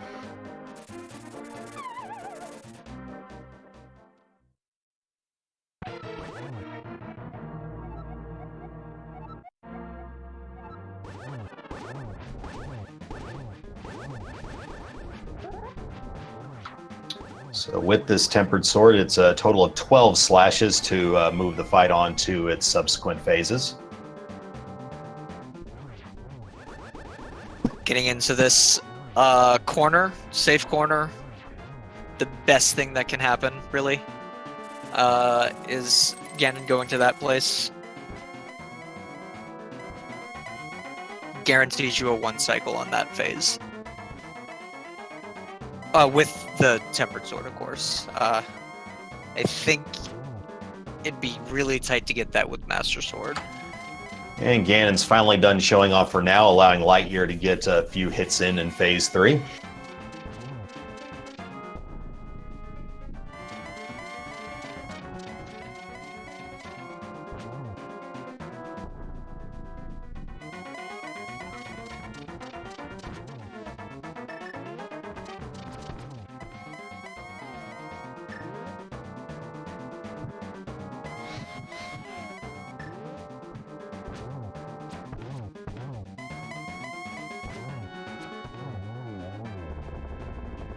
And that is the game. GG's to LiteYear will take this race and even out his record to a 2-2 record after week 4, finishing with an official speed racing TV time of 1 hour, 41 minutes, and 43 seconds. Congratulations once again to LiteYear. GG's are in order. Let's see if we can get LiteYear in here.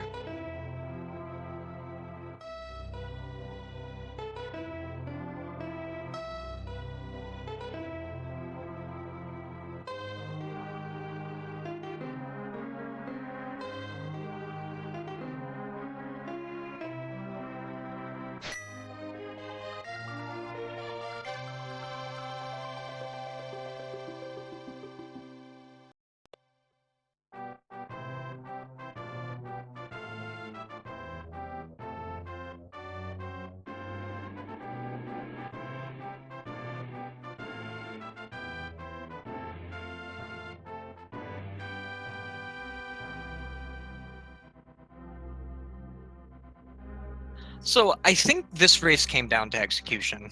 LiteYear's, I feel like Dave's dip into pod before going into Swamp Palace didn't help, but LiteYear's execution was just better.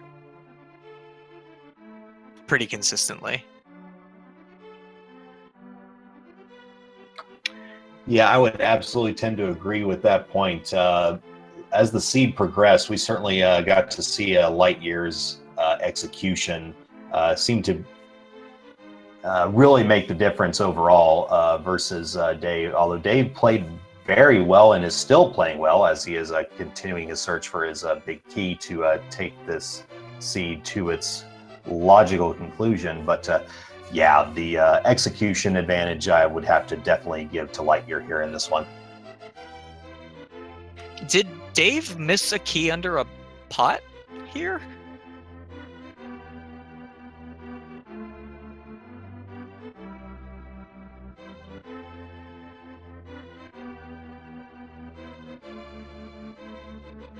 I don't know, but we have LiteYear here. How are you feeling, man? I feel okay. I'm not sure. That seed could have gone even better or worse. I don't know. Well, you could have checked Lumberjack at the beginning of the game. Yeah, I really could have. Even when Egan's not required. Well, he is.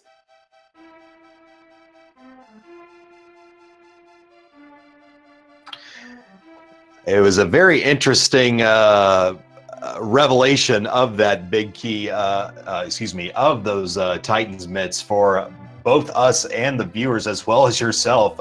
Dave did get a early check-in as soon as the sanctuary was left, but either due to the way the capture was cropped or maybe some frame skippage, we couldn't really tell what the contents were. So we went this whole time for a good 80 minutes or so wondering where those mitts were, while Dave pretty much knew where they were this entire time. And you basically, as though they were being collected, you were mirroring to the Lumberjack Cave from the Dark World and basically discovering it as Dave was getting them himself. So it was a very interesting sequence of events there for us as viewers of this race, for sure. Wow. Yeah, I've gotten in the habit of skipping the Lumberjack Cave check-in. Well, I don't know. But then again, I don't know if it would have been better to get them early or not. So. Yeah, with the boots buried where they were, it didn't really make as big of a difference as it possibly could have otherwise. But either way, you come out on top and improve to a 2-2 record. And once again, congratulations on doing as much. I think you in particular, not knowing where those were is what allowed you to go to Sahasrara and get that bow. Yeah, I was gonna dive Eastern and Pod and then I got the bow, so I said complete them.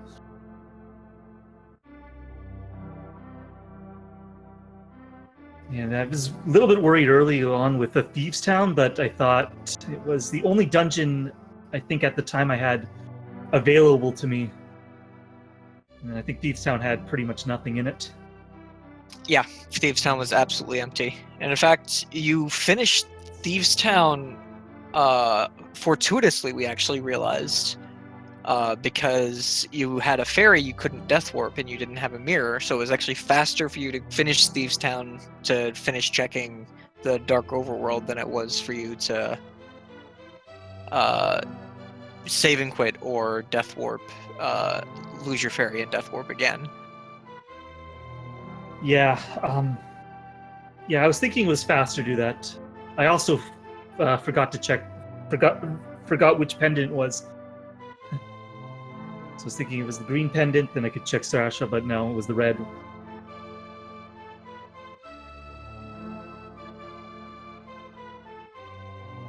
But other than that, it's just like that start was absolutely loaded too, and I don't usually do Moth that early, but there was really no reason not to do it. Both you and your opponent, though, I think passed by Batman at least twice when you could have done him. Yeah, because where did we get Powder again? Powder was in Escape, I think. Okay.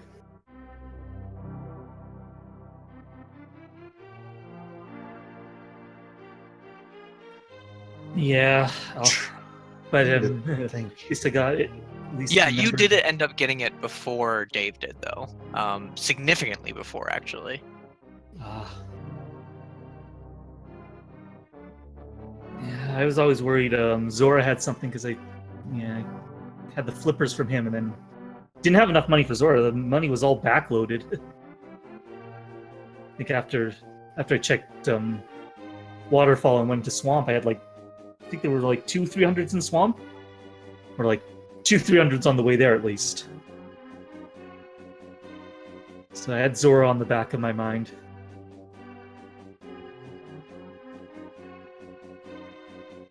Is there anything you would have done differently in this seed, do you think?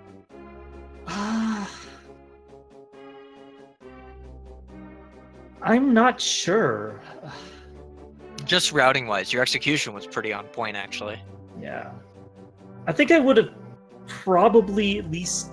I think the biggest thing besides Thieves Town is that Village of Outcasts. I think I messed up the routing a bit, and yeah, probably Magic Bat should have been checked earlier there.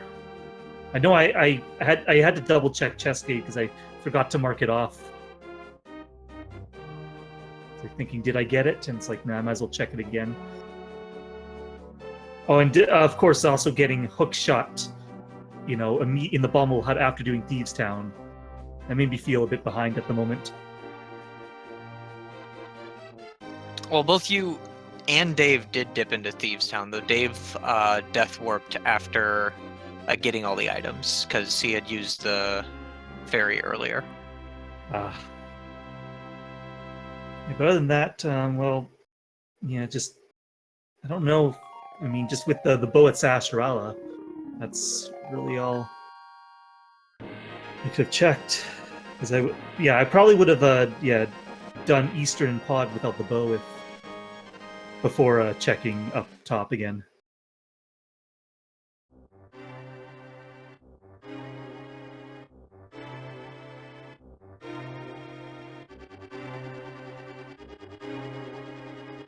A little bit worried about skipping Death Mountain until the end, but I'm not too worried about it.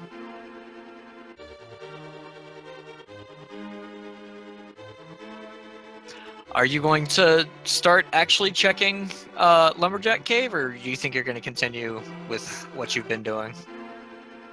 I'm not sure. I mean, that's the third Aghanim seed I've had required, and yeah, it's... I mean, if it wasn't Mitts, it probably would have been worse there, too. If it was like something like bow on... it was the bow there, yeah, that would have been far worse, so... It could be worth it. I don't know. I mean, I like the going straight to Kakariko, but I also like yeah, the knowledge can help in certain occasions. I guess it's like checking an out of the way area. Sometimes it pays off and sometimes it doesn't.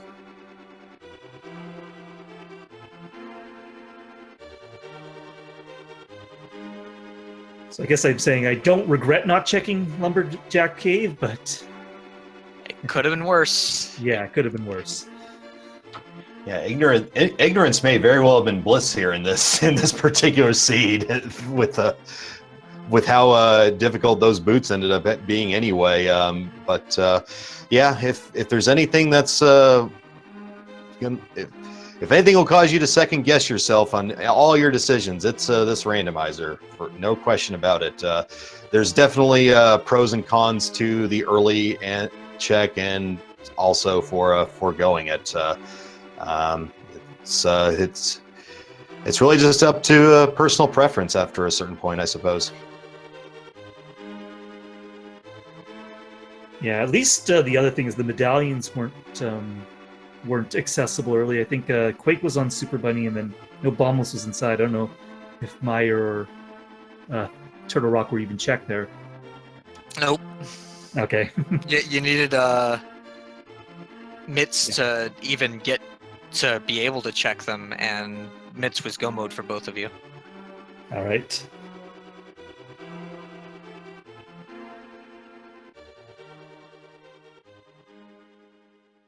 Yeah, because I'm feeling if I got those early mitts and like the medallions were accessible, I might even have, checked Meyer before even checking the eastern area. Well, with version 29 having Pendant Meyer being very, very useful often. Yeah. Yeah, if there was any mercy shown by this seed, it was the fact that mitts were the go mode item. That locks out so many potential one-off checks and other red herrings, as it would have turned out. That it really just came down to just checking what remaining locations were left on the table after a certain point, which in this case happened to be the Lumberjack Ledge, of course. Yeah, what I have left for that. Turn off mitts. Yeah, I had just the Bonk Rocks, and then, yeah. Just North Dark World, yeah. Yep.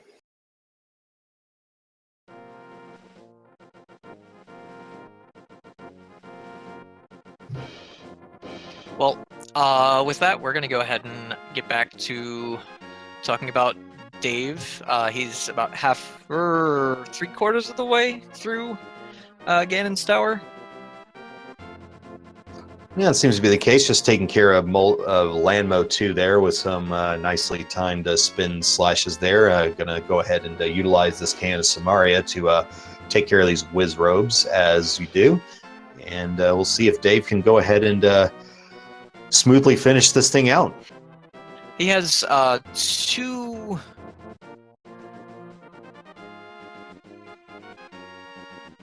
fairies and at least one bottle, if not two. Sorry, one potion, if not two. So should be fine. Going all the way to Ganon, especially with both silver arrows and and Tempered Sword. And shoutouts to Alpha Channel for his continued generosity, donating 300 bits. Thanks so much.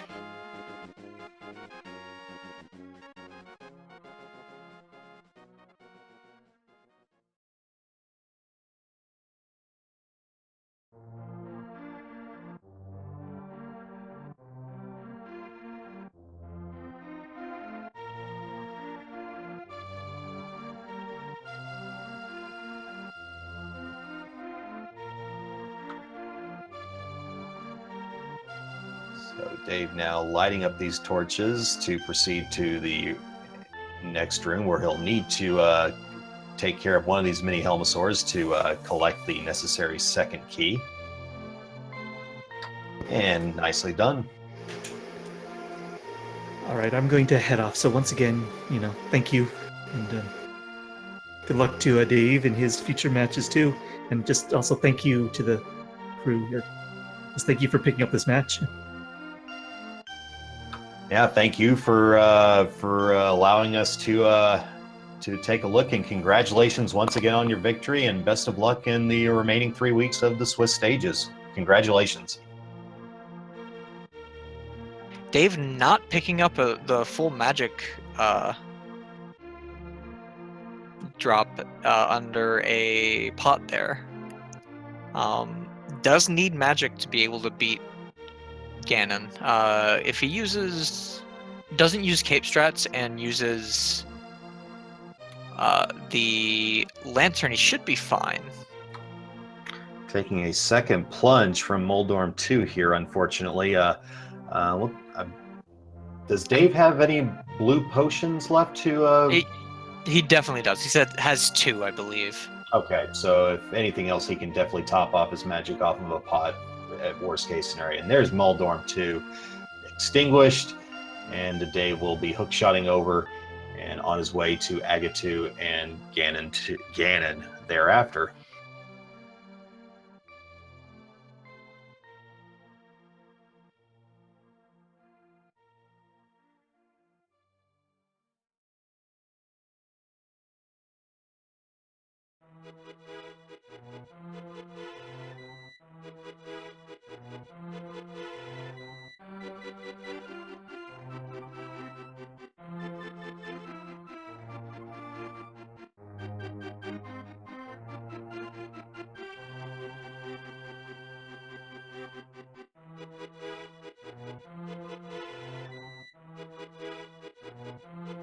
There's the double. 4 more reflective shots should take care of Aghanim. There is a third.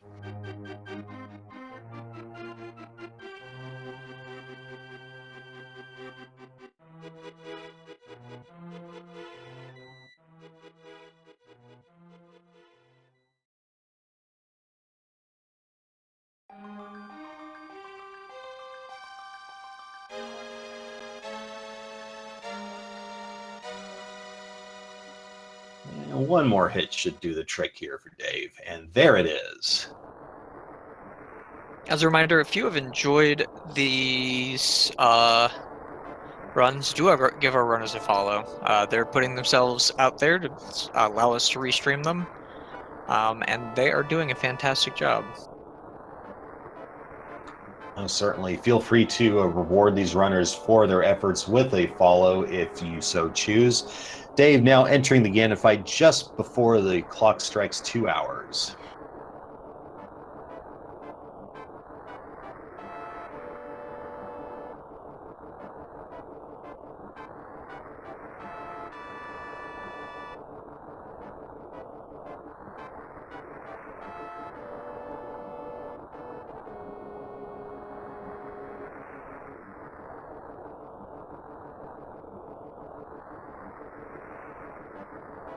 Not getting into the patty corner there.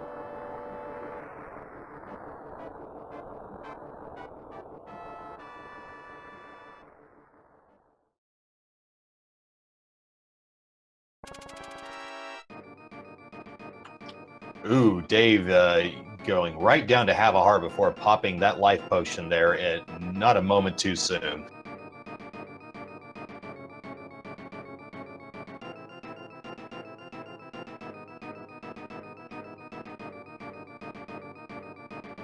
I think he might be like 1 or 2 swipes off if he's not at 12 swipes now. Yeah, he's good.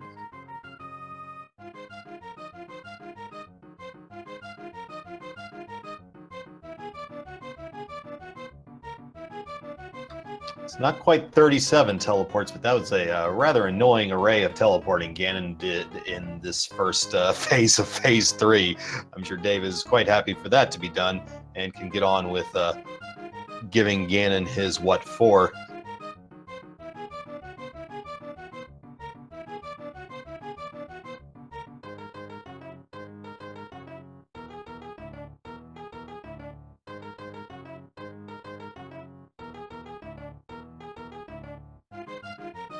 Using his first fairy here.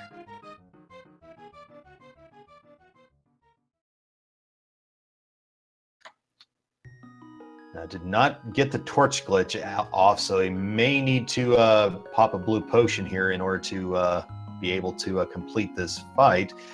But there's one hit in for Dave. And 2. Almost getting a double, just a little too late on that second shot though. And there's the third hit, just 1 silver arrow away from completion. And plenty of magic.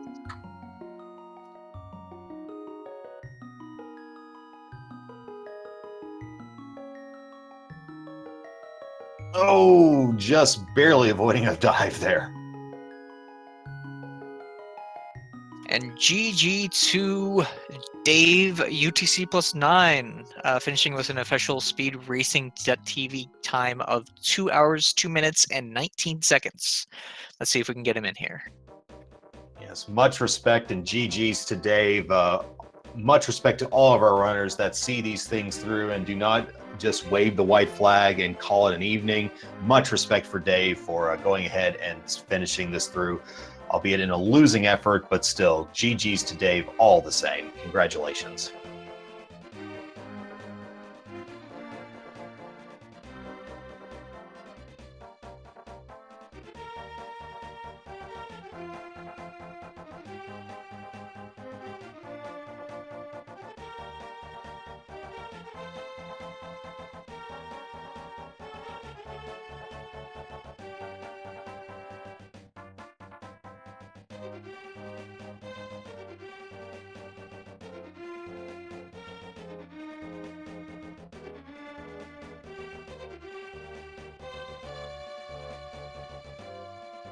And we are now joined by Dave, now here in the for a post-match interview. GG's and congratulations on completing the seed.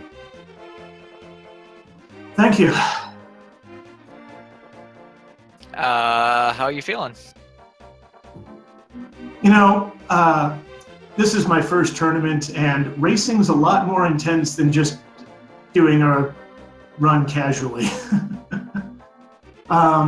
This is my PB. It seemed like a pretty straightforward seed, you know, nothing too difficult. And yeah. Is there anything you would have done differently here? I would have used a potion on Cold Stare. Seems fair.